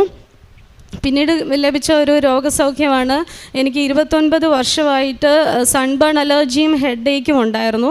ഹെഡ് ഏക്ക് ഈ സൺബേൺ അലർജി വരുമ്പോഴാണ്, വെയിൽ കൊള്ളുമ്പോഴാണ്. ഞാൻ കുട പിടിച്ചാലും എനിക്ക് പ്രശ്നമായിരുന്നു. മുഖത്തെല്ലാം റെഡ് പാച്ച് വരും. എൻ്റെ കയ്യിൽ എപ്പോഴും ഒരു ഓയിൻമെൻറ്റ്, സ്റ്റിറോയിഡ് ഓയിൻമെൻറ്റുമായിട്ടാണ് ഞാൻ നടക്കുന്നത്. അങ്ങനെ ഇരിക്കെ 2024 ജപമാല റാലിയിൽ ഞാൻ എൻ്റെ ജപമാല റാലിയിൽ പങ്കെടുക്കാൻ ഞങ്ങൾ വന്നപ്പോൾ ഹസ്ബൻഡ് ഒരു ക്യാപ്പ് വെച്ചിട്ടുണ്ട്. ഞാൻ ഹസ്ബൻഡ് എന്നോട് പറഞ്ഞു കുട പിടിച്ചോ അല്ലെങ്കിൽ ഇനി പ്രശ്നമാകും എന്ന് പറഞ്ഞു. ഞാൻ പറഞ്ഞു അമ്മ നോക്കിക്കോളും എന്ന് പറഞ്ഞു. അത് ഞാൻ എന്താണെന്ന് വെച്ച് കഴിഞ്ഞാൽ കുട പിടിച്ചാൽ എനിക്ക് ജപമാല ചൊല്ലാൻ അത് ഡിസ്റ്റർബൻസ് ആവും എന്നുള്ളത് കൊണ്ട് ഞാൻ വേണ്ടാന്ന് വെച്ചു. പക്ഷേ അന്ന് തൊട്ട് ഇന്ന് വരെയും എനിക്ക് പിന്നീട് സൺബേൺ അലർജിയും വന്നിട്ടില്ല, വെയിലും കൊണ്ടുള്ള ഹെഡേക്കും വന്നിട്ടില്ല. പിന്നെ അടുത്തതായിട്ട് എൻ്റെ ഹസ്ബൻഡിന് ലഭിച്ച ഒരു രോഗസൗഖ്യമാണ്. ഹസ്ബൻഡിന് ഫേസിലെല്ലാം സിസ്റ്റിക് ആക്നെ വരുമായിരുന്നു. അത് വന്നു കഴിഞ്ഞാൽ ഒരു വലിയ ആക്നെയാണ്. അത് വന്നു കഴിഞ്ഞാൽ ആൾക്ക് ഭയങ്കര ബുദ്ധിമുട്ടാണ്. ആൻറ്റിബയോട്ടിക് എടുത്താൽ മാത്രമേ അത് കുറയത്തുള്ളായിരുന്നു. പ്ലാസ്റ്ററൊക്കെ ഒട്ടിച്ച് ബാൻഡേജ് ഒട്ടിച്ച് പോകേണ്ട അവസ്ഥ, ഫേസിൽ ജോലിക്ക് പോകേണ്ട അവസ്ഥ വന്നിട്ടുണ്ട്. ഞാൻ ഉടമ്പടി എടുത്ത ശേഷം അമ്മയുടെ ഉടമ്പടി തൈലം പുരട്ടി പ്രാർത്ഥിച്ചതിന് ശേഷം പിന്നീട് അത് ഇന്ന് വരെയും ഹസ്ബൻഡിന് അങ്ങനെ ഒരു പ്രശ്നം വന്നിട്ടേ ഇല്ല. ഇനി അടുത്തതായിട്ട് എൻ്റെ മോൾക്ക് ലഭിച്ച ഒരു രോഗസൗഖ്യമാണ്. മോളുടെ കാലിൽ ഒരു ആക്രോഡെർമറ്റൈറ്റിസ് എന്ന് പറഞ്ഞ ഒരു കണ്ടീഷൻ ഉണ്ടായിരുന്നു. കാലിലെ സ്കിന്നിൽ, വിരലിൻ്റെ അടിയിൽ അത് സ്കിന്നെല്ലാം പീലായി, സംടൈംസ് ബ്ലഡ് വരും, പസ്സു വരും, ഭയങ്കര പെയിൻഫുള്ളായിരുന്നു. അപ്പം ഷൂസും സോക്സും വന്നിട്ട് സ്കൂളിൽ പോകാൻ പറ്റത്തുണ്ടായിരുന്നില്ല. അപ്പോൾ നമ്മൾ മെഡിക്കൽ സർട്ടിഫിക്കറ്റ് കൊടുത്താണ് കഴിഞ്ഞ വർഷം മുഴുവൻ മോള് സ്കൂളിൽ പോയിക്കൊണ്ടിരുന്നത്. 3 ഡോക്ടേഴ്സിനെ കൺസൾട്ട് ചെയ്തു, കുറവുണ്ടായിരുന്നില്ല. ഞാൻ എപ്പോഴും അമ്മയുടെ ഉടമ്പടി തൈലം പുരട്ടി പ്രാർത്ഥിക്കുമായിരുന്നു. ഈ അക്കാഡമിക് ഇയർ സ്റ്റാർട്ട് ചെയ്യുന്നതിന് മുൻപ് ഞാൻ അമ്മയോട് പറഞ്ഞു, അമ്മേ മോൾക്ക് ഈ വർഷമെങ്കിലും ആദ്യം തുടങ്ങി ഫുൾ യൂണിഫോമിൽ സ്കൂളിൽ പോകാൻ സാധിക്കണം, അമ്മ സഹായിക്കണം, അമ്മ മോളെ സൗഖ്യപ്പെടുത്തണമെന്ന് പറഞ്ഞു. ഇപ്പോൾ ഇങ്ങനെ ഇരുന്ന കാലമാണ്. ഇപ്പോൾ ഒരു 98% മോൾക്ക് സൗഖ്യം ലഭിച്ചു. പൂർണ്ണമായി മാറുമെന്ന് ഞങ്ങൾ ഉറച്ചു വിശ്വസിക്കുന്നു. പിന്നെ മോൾ ആത്മീയമായിട്ട് ഒത്തിരി മാറി. 2024 ജപമാല റാലിയിൽ ഞാൻ ഹസ്ബൻഡ് മാത്രമാണ് വരാനിരുന്നത്. പക്ഷെ മോള് പറഞ്ഞു എനിക്കും വരണമെന്ന്. ഞങ്ങൾക്ക് കൊണ്ടുപോകാൻ മനസ്സില്ലായിരുന്നു, കാരണം ആളധികം നടക്കാൻ പറ്റുമോ എന്നൊരു സംശയം ഉണ്ടായിരുന്നു. പക്ഷെ മോള് പറഞ്ഞു എന്നെ അമ്മ വിളിക്കുന്നു, ഞാൻ വരുമെന്ന് പറഞ്ഞു. അപ്പോൾ തന്നെ ഞങ്ങൾക്ക് മനസ്സിലായി മോള് നടന്നോളും. ഞങ്ങൾക്ക് നടക്കാൻ പറ്റുമോ, അത് നിന്നു പോകുമെന്ന് പേടിച്ചിട്ടാണ് കൊണ്ടുവരാൻ പ്ലാൻ ചെയ്യാഞ്ഞത്. പക്ഷെ മോളെ കൊണ്ടുവന്നു. അതിന് പെട്ടെന്ന് മോള് 2 ദിവസം കൊണ്ട് ജപമാലയെല്ലാം പഠിച്ചു. അതിനുശേഷം മോള് തിരിച്ചു ചെന്നപ്പോൾ മുതൽ രാവിലെ എഴുന്നേറ്റ് ഞങ്ങളുടെ ഒപ്പം തന്നെ ഉടമ്പടി പ്രാർത്ഥനയും ഉടമ്പടി ജീവിതവും നയിച്ചു വരുന്നു. ഇപ്പോൾ 10th സ്റ്റാൻഡേർഡിലാണ് പഠിക്കുന്നത്. ഇത്രയാണ് ഞങ്ങൾക്ക് ലഭിച്ച ഭൗതിക അനുഗ്രഹങ്ങൾ. പക്ഷേ ആത്മീയമായി ഒത്തിരി ഞങ്ങളെ ഈ കൃപാസനത്തിൽ വന്നതിലൂടെ ഞങ്ങൾ ആഴപ്പെട്ടു. എൻ്റെ ഒരു സിസ്റ്റർ വഴിയാണ്, സിസ്റ്ററിൻ്റെ കൊളീഗിൻ്റെ ഒരു സാക്ഷ്യം അയച്ചു തന്നതിലൂടെ ഞങ്ങൾ ഇവിടെ വരാനിടയായത്. ഞങ്ങൾ വളരെ മാനസികമായി തകർന്നിരിക്കുന്ന ഒരു സമയത്താണ് ഞാൻ ആദ്യമായി ഓൺലൈൻ ഉടമ്പടിയാണ് എടുത്തത്. പക്ഷേ അന്ന് ഉടമ്പടി എടുത്തതിൻ്റെ വെരി നെക്സ്റ്റ് ഡേ തന്നെ ഈ മോന് കൊടുത്ത ഒരു രോഗസൗഖ്യത്തിലൂടെ അമ്മ ഞങ്ങൾക്ക് കാണിച്ചു തന്നു, അമ്മ കൂടെയുണ്ട് ധൈര്യമായിരിക്കാനായിട്ട്. അന്ന് മുതൽ ഇന്ന് വരെയും ഏറ്റവും വിശുദ്ധിയിലും വിശ്വസ്തതയിലും ഉടമ്പടി ജീവിതം നയിക്കാൻ ശ്രമിച്ചുകൊണ്ടിരിക്കുകയാണ്. എനിക്ക് പറയാൻ പറ്റും, എനിക്ക് പ്രത്യേകിച്ചും ഉടമ്പടിക്ക് മുൻപും ഉടമ്പടിക്ക് ശേഷവും 2 ലൈഫാണ്. ഞങ്ങൾക്ക് ഉടമ്പടിക്ക് മുമ്പ് ഞങ്ങൾ എല്ലാ സൺഡേയും കുർബാനയ്ക്ക് പോകും, മക്കൾ Sunday school, family prayer, Bible reading എല്ലാം ഉണ്ട്. പക്ഷേ എന്നിരുന്നാലും ഈശോയുമായിട്ടൊരു കണക്ഷൻ ഇല്ലാത്ത പോലെ എനിക്ക് എപ്പോഴും ഫീൽ ചെയ്യുമായിരുന്നു. എൻ്റെ ബൈബിൾ റീഡിംഗ് ഒക്കെ സങ്കീർത്തനങ്ങളാണ് കൂടുതലും, കാരണം എളുപ്പം മനസ്സിലാവും, വായിക്കാം. പക്ഷേ ഉടമ്പടി എടുത്തതിന് ശേഷം ഞാനിപ്പോൾ 3 പ്രാവശ്യം ബൈബിൾ മുഴുവനും വായിച്ചു. 4ാമത്തെ പ്രാവശ്യം വായിച്ചുകൊണ്ടിരിക്കുന്നു. വെറുതെ വായിക്കുകയല്ല കേട്ടോ, ഞാൻ ആഴത്തിൽ ഈശോയെ സ്നേഹിച്ച് എനിക്ക് ബൈബിൾ വായിക്കാനുള്ള ഒരു കൃപ കിട്ടി. പിന്നീട് മറ്റുള്ളവർക്ക് വേണ്ടിയാണ് ഞാൻ കൂടുതലും പ്രാർത്ഥിക്കാറുള്ളത്. എൻ്റെ നിയോഗങ്ങൾ ഞാൻ അധികം ഓർക്കാറില്ല. പിന്നെ എനിക്ക് സഹനങ്ങൾ ധാരാളം ഉണ്ട്. ഉടമ്പടിയിലാണെങ്കിലും സഹനങ്ങളുണ്ട്. പക്ഷേ ആ സമയങ്ങളിലെല്ലാം എത്ര ഹെവി ഹാർട്ടഡ് ആയിരുന്നാലും എനിക്ക് ഒരു ജപമാലയുടെ ദൂരം മാത്രമേ ഉള്ളൂ ആ വേദനയെല്ലാം പോയി ഞാനൊന്ന് ലൈറ്റ് ആവാൻ. ഞാൻ രാവിലെ ഒറ്റയ്ക്കിരുന്ന് ജപമാല ചൊല്ലും. ആ സമയങ്ങളിലെല്ലാം അമ്മയായിട്ട് കമ്മ്യൂണിക്കേറ്റ് ചെയ്യും. പിന്നെ ഞാൻ പോലും അറിയില്ല എൻ്റെ മനസ്സിൻ്റെ വിഷമമൊക്കെ എവിടെ പോയെന്നുള്ളത്. അത്രത്തോളം അമ്മ എൻ്റെ കൂടെയുണ്ട്. ഞാൻ 3 പ്രാവശ്യം മഴവില്ല് കണ്ടിട്ടുണ്ട്. അമ്മയുടെ സാന്നിധ്യം ഞങ്ങൾക്ക് എപ്പോഴും മെഴുകുതിരിയിൽ വരാറുണ്ട്. കൂടുതലും പച്ചത്തിരിയിലാണ് അമ്മയുടെ സാന്നിധ്യം കാണാറുള്ളത്. സുഗന്ധാഭിഷേകം പലതവണ ലഭിച്ചിട്ടുണ്ട്. വെക്കേഷൻ ടൈമിൽ ഞാനും മക്കളുമായിട്ടിരുന്ന് ജപമാല ചൊല്ലുമ്പോൾ എപ്പോഴും എൻ്റെ കയ്യിൽ അമ്മയുടെ കാശുരൂപം ഉണ്ടാകും. ഒരിക്കൽ കാശുരൂപത്തിൽ നിന്ന് ഞങ്ങൾക്ക് 3 പേർക്കും അമ്മയുടെ സുഗന്ധാഭിഷേകം ആ ജപമാല ചൊല്ലി തീരുവോളം ലഭിച്ചു. മഴവില്ലിൻ്റെ സാന്നിധ്യം ആദ്യമായിട്ട് ഞാൻ കാണുന്നത് ജൂലൈയിൽ ബഹുമാനപ്പെട്ട ജോസഫ് അച്ഛൻ ഒരു ധ്യാനത്തിൽ പറഞ്ഞു, അച്ഛൻ അമേരിക്കയിൽ പോയി ധ്യാനിപ്പിച്ചപ്പോൾ ആ ദിവസങ്ങളിലെല്ലാം ആ 3 ദിവസവും മഴവില്ലിൻ്റെ സാന്നിധ്യം അവിടെ ഉണ്ടായിരുന്നെന്ന്. അപ്പോൾ ഞാൻ ഓർത്തു, അമ്മ എനിക്ക് സുഗന്ധാഭിഷേകമായിട്ടും മെഴുകുതിരിയിലും എല്ലാം അമ്മ എനിക്ക് വരും, പക്ഷേ മഴവില്ല് ഞാൻ കണ്ടിട്ടില്ലല്ലോ അമ്മയെന്ന് പ്രാർത്ഥിച്ചു. അന്ന് വൈകിട്ട് ഞാൻ മോളെ ട്യൂഷനാക്കി തിരിച്ചു വരുന്ന വഴിയിൽ ഞാൻ ഒരു ഓട്ടോയിൽ കയറി ആൾക്ക് കൃപാസന പത്രം കൊടുത്തു. ഒരു കൊച്ചു പയ്യനാണ്. ആ പയ്യൻ പറഞ്ഞു, ഞാനൊരു പെന്തിക്കോസ് വിശ്വാസിയാണ്, എനിക്കിത് വിശ്വാസമില്ല മാതാവിലെന്ന് പറഞ്ഞു. പക്ഷെ ഞാൻ വീടെത്തുവോളം എൻ്റെ കിണറിൻ്റെ സാക്ഷ്യവും മാതാവിനെക്കുറിച്ചും ഈശോയെക്കുറിച്ചും ലഭിച്ച അനുഗ്രഹങ്ങളും എല്ലാം പറഞ്ഞു. ആൾ വലിയ ഹാപ്പിയായി. തിരിച്ച് വന്നിറങ്ങി. ഞാൻ മഴവില്ല് അന്ന് തന്നെ ഞാൻ മഴവില്ല് കണ്ടു. പിന്നീട് ഈ 2025 കഴിഞ്ഞ മാസം ഞങ്ങൾ 4 പേരുടെ ജപമാല റാലിയിൽ വന്നു. മാരാരി ബീച്ച് എത്തിയപ്പം മോൻ പറഞ്ഞു കുറച്ച് സമയം ഒന്ന് ഇരിക്കണമെന്ന്. അങ്ങനെ ഇരുന്നപ്പോൾ ഞങ്ങൾ അവിടെ ബീച്ചിനെ ഫേസ് ചെയ്തിരുന്നപ്പോൾ അവിടെയും ഞങ്ങൾ മഴവില്ലിൻ്റെ സാന്നിധ്യം ഞങ്ങൾ കണ്ടു. ഞങ്ങളുടെ ഇതൊക്കെയാണ്. ധാരാളം അനുഗ്രഹങ്ങളുണ്ട്, നിരവധി അനവധി അനുഭവങ്ങൾ ഉണ്ട് മാതാവ് തന്നത്. ഇനി എൻ്റെ കാരുണ്യ പ്രവർത്തികൾ ഞങ്ങൾ RCCയിൽ എല്ലാ മാസവും പൊതിച്ചോറ് കൊടുക്കാറുണ്ട്. മെഡിക്കൽ കോളേജിലായിരുന്നു കൊടുത്തുകൊണ്ടിരുന്നത്. ഇവിടെ ഒരു സാക്ഷ്യത്തിൽ, ഒരു ആർമി ഓഫീസറുടെ സാക്ഷ്യത്തിൽ ഞാൻ കേട്ടു RCCയിൽ സൺഡേയിൽ ക്യാൻറ്റീൻ ഇല്ലയെന്ന്. അങ്ങനെ ഞങ്ങൾ മാസത്തിലൊരിക്കൽ സൺഡേയിൽ 25 പൊതിയോളം ഞങ്ങൾ കൊടുക്കും. ഞങ്ങൾ കൊടുക്കുന്നത് അറിഞ്ഞിട്ട് വേറെ ഞങ്ങളുടെ അടുത്തുള്ള കുറച്ച് പേരോട് വന്ന് അറൗണ്ട് 50 ഞങ്ങൾ ഫുഡ് പാക്കറ്റ്സ് കൊടുക്കാറുണ്ട്. പിന്നെ എല്ലാ സൺഡേയും ആശാഭവൻ എന്ന് പറഞ്ഞിട്ട് ഒരു മാനസിക രോഗികളുടെ ഒരു റീഹാബിലിറ്റേഷൻ സെൻ്റർ ഉണ്ട്. പള്ളിയിൽ പോകുന്നതിന് മുമ്പേ 5 പേർക്കുള്ള ബ്രേക്ക്ഫാസ്റ്റ് ഞാൻ കൊടുക്കാറുണ്ട്. പിന്നെ എപ്പോൾ പുറത്തിറങ്ങിയാലും ആരെയും സഹായിക്കും. നീഡി ആയിട്ടുള്ളവരുണ്ട്, ഭക്ഷണത്തിന് വേണ്ടി ഒത്തിരി പേര് റോഡിലൊക്കെ കാണും, അവർക്കെല്ലാം ഫുഡ് മേടിച്ചു കൊടുക്കും. പിന്നെ ഓട്ടോ ഡ്രൈവേഴ്സിനാണ് ഞാൻ കൂടുതലും ഹെൽപ്പ് ചെയ്യുന്നത്. അവരവരുടെ സങ്കടമൊക്കെ ഇങ്ങനെ പറയുമ്പോൾ ഞാൻ അവർക്ക് കൃപാസനത്തെക്കുറിച്ചും പറയും. പിന്നെ ഞാൻ ഫുഡ് മേടിച്ചു കൊടുക്കും, അല്ലെ സ്നാക്ക് ആണെങ്കിൽ അത് മേടിച്ചു കൊടുക്കും, മണി കൊടുക്കാറുണ്ട്. 2 ഫാമിലിയെ ഞങ്ങൾ പറ്റുന്ന വിധത്തിൽ എല്ലാ മാസവും സഹായിക്കാറുണ്ട്. പിന്നെ എൻ്റെ പ്രേക്ഷിത പ്രവർത്തനം ഞങ്ങൾ മിക്ക മാസങ്ങളിലും ഇവിടെ വരാറുണ്ട്. ഇവിടെ വന്ന് 4 ബാഗോളം പത്രം വാങ്ങാറുണ്ട്. എല്ലായിടത്തും കൊണ്ടു കൊടുക്കും. കൂടുതലും റോഡിലൂടെ ഞാൻ നടക്കും. എന്നിട്ട് കേൾക്കാൻ ക്ഷമയുള്ളവരോട് എൻ്റെ അനുഗ്രഹങ്ങളും ഈശോയെക്കുറിച്ചും മാതാവിനെക്കുറിച്ചും എല്ലാം പറയും. പിന്നെ ഓട്ടോ സ്റ്റാൻഡിലും ബസ് സ്റ്റോപ്പിലും ഹോസ്പിറ്റലിലും പള്ളിയിലും എല്ലായിടത്തും ഞാൻ കൊടുക്കും. ചിലരൊക്കെ റിജക്റ്റ് ചെയ്യും, പക്ഷേ എനിക്കുണ്ടായ അനുഭവങ്ങൾ കൂടുതലും വളരെ സന്തോഷത്തോടെ മേടിക്കുന്നതാണ്. കാശുരൂപവും മാതാവിൻ്റെ കാശുരൂപവും ഉപ്പും തേനും എല്ലാം വാങ്ങി എല്ലാവർക്കും കൊടുക്കാറുണ്ട്. ഞാൻ എല്ലാ ദിവസവും കുർബാനയിൽ പങ്കെടുക്കാറുണ്ട്. അച്ഛൻ്റെ ധ്യാനവും ഡെയിലി ബ്രെഡും ഞാൻ വാട്സപ്പിൽ സ്റ്റാറ്റസ് ഇടും, ഷെയർ ചെയ്യും. മാക്സിമം ഞാൻ എല്ലാ സാക്ഷ്യങ്ങളും കാണാൻ ശ്രമിക്കും.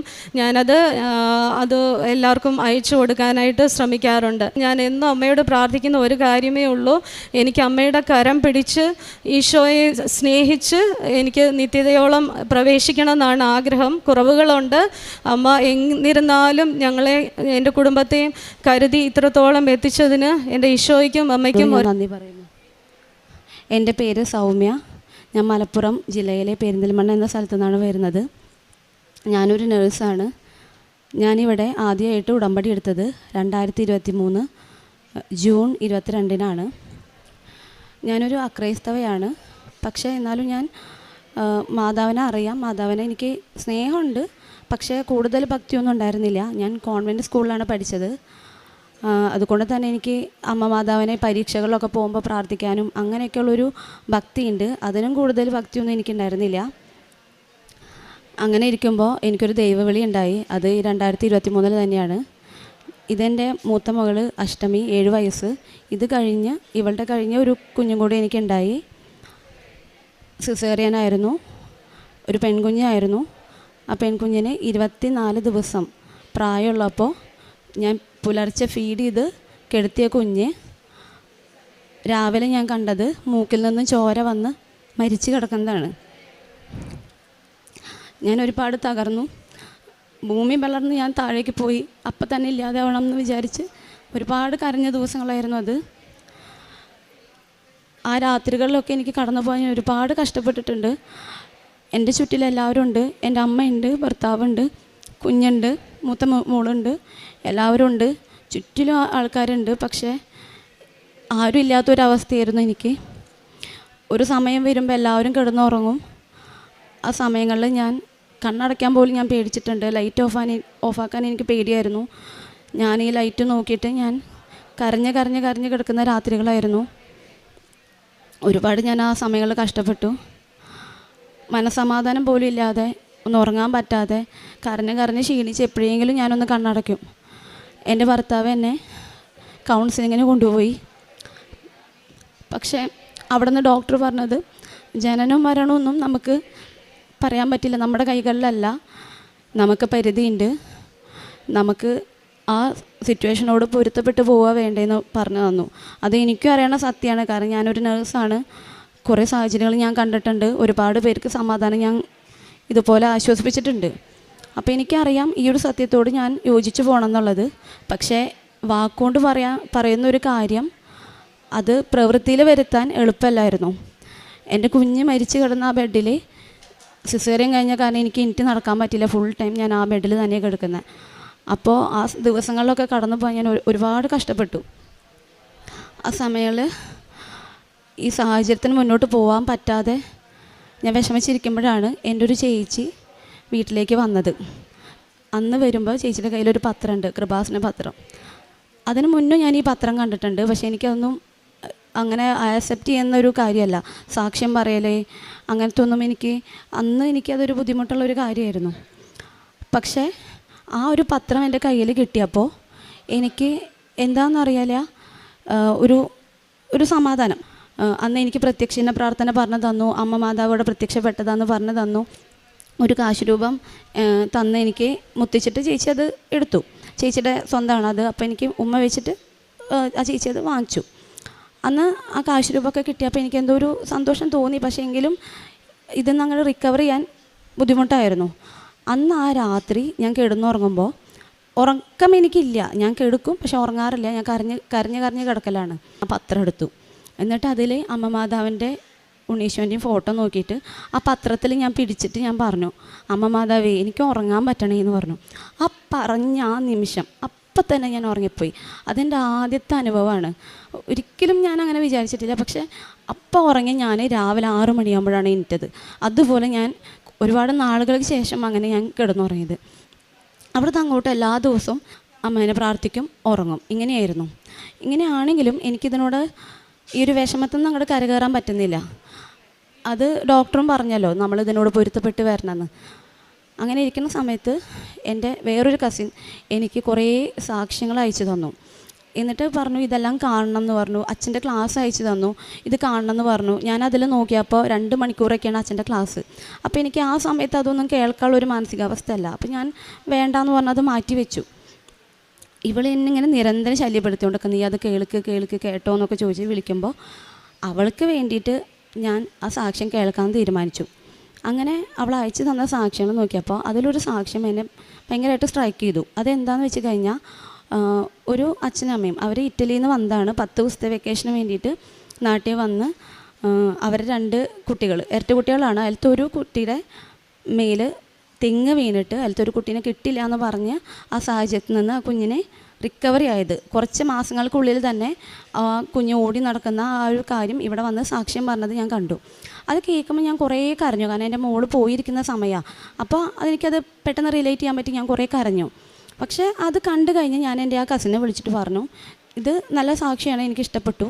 പക്ഷേ ഇതെനിക്ക് ആവശ്യമില്ല. കാരണം എൻ്റെ മോള് പോകാൻ കെടുക്കല്ല. അങ്ങനെ ആയിരുന്നെങ്കിൽ ഞാനത് എങ്ങോട്ടാச்சுം ഞാൻ പോയേനെ. പക്ഷേ എൻ്റെ മോള് പോയി കഴിഞ്ഞു. അപ്പോൾ എനിക്കിനി ഇത് കിട്ടിയിട്ട് കാര്യമില്ല എന്ന് പറഞ്ഞു. അപ്പോൾ എൻ്റെ കസിൻ പറഞ്ഞു, ശരിയാണ്, നിൻ്റെ ഒരു മോള് പോയി, പക്ഷേ ഇനിയും നിനക്കൊരു മോളില്ലേ, അവൾക്ക് വേണ്ടി നീ പ്രാർത്ഥിക്കണ്ടേന്ന് പറഞ്ഞു. അപ്പോഴാണ് ഞാൻ ഈ പ്രാർത്ഥനയുടെ ഒരു ആവശ്യം തന്നെ മനസ്സിലാക്കുന്നത്.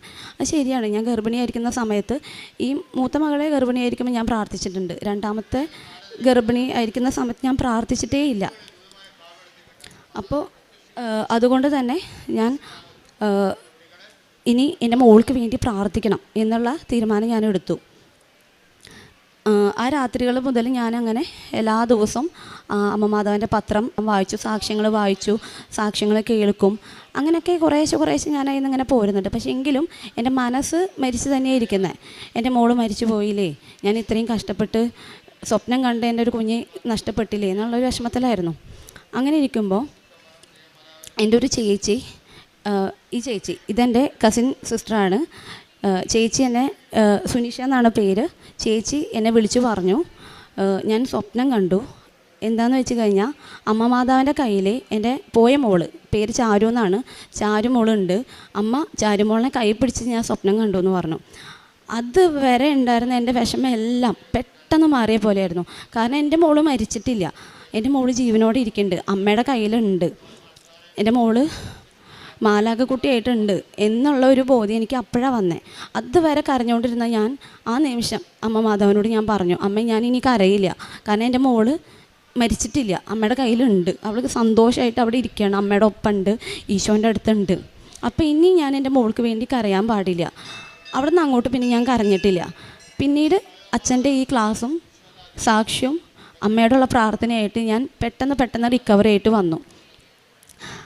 എന്നിട്ട് ഒരു മാസം കഴിഞ്ഞപ്പോഴേക്കും എനിക്ക് എത്രയും പെട്ടെന്ന് ഇവിടെ വരണം എന്ന് തോന്നി. ഞാൻ ഈ നടയിൽ വന്നിറങ്ങുമ്പോൾ ഈ ചേച്ചി എന്നോട് പറഞ്ഞു, ഉടമ്പടി എടുക്കുന്നുണ്ടോ ചോദിച്ചു. ഞാൻ പറഞ്ഞു ഉണ്ട്.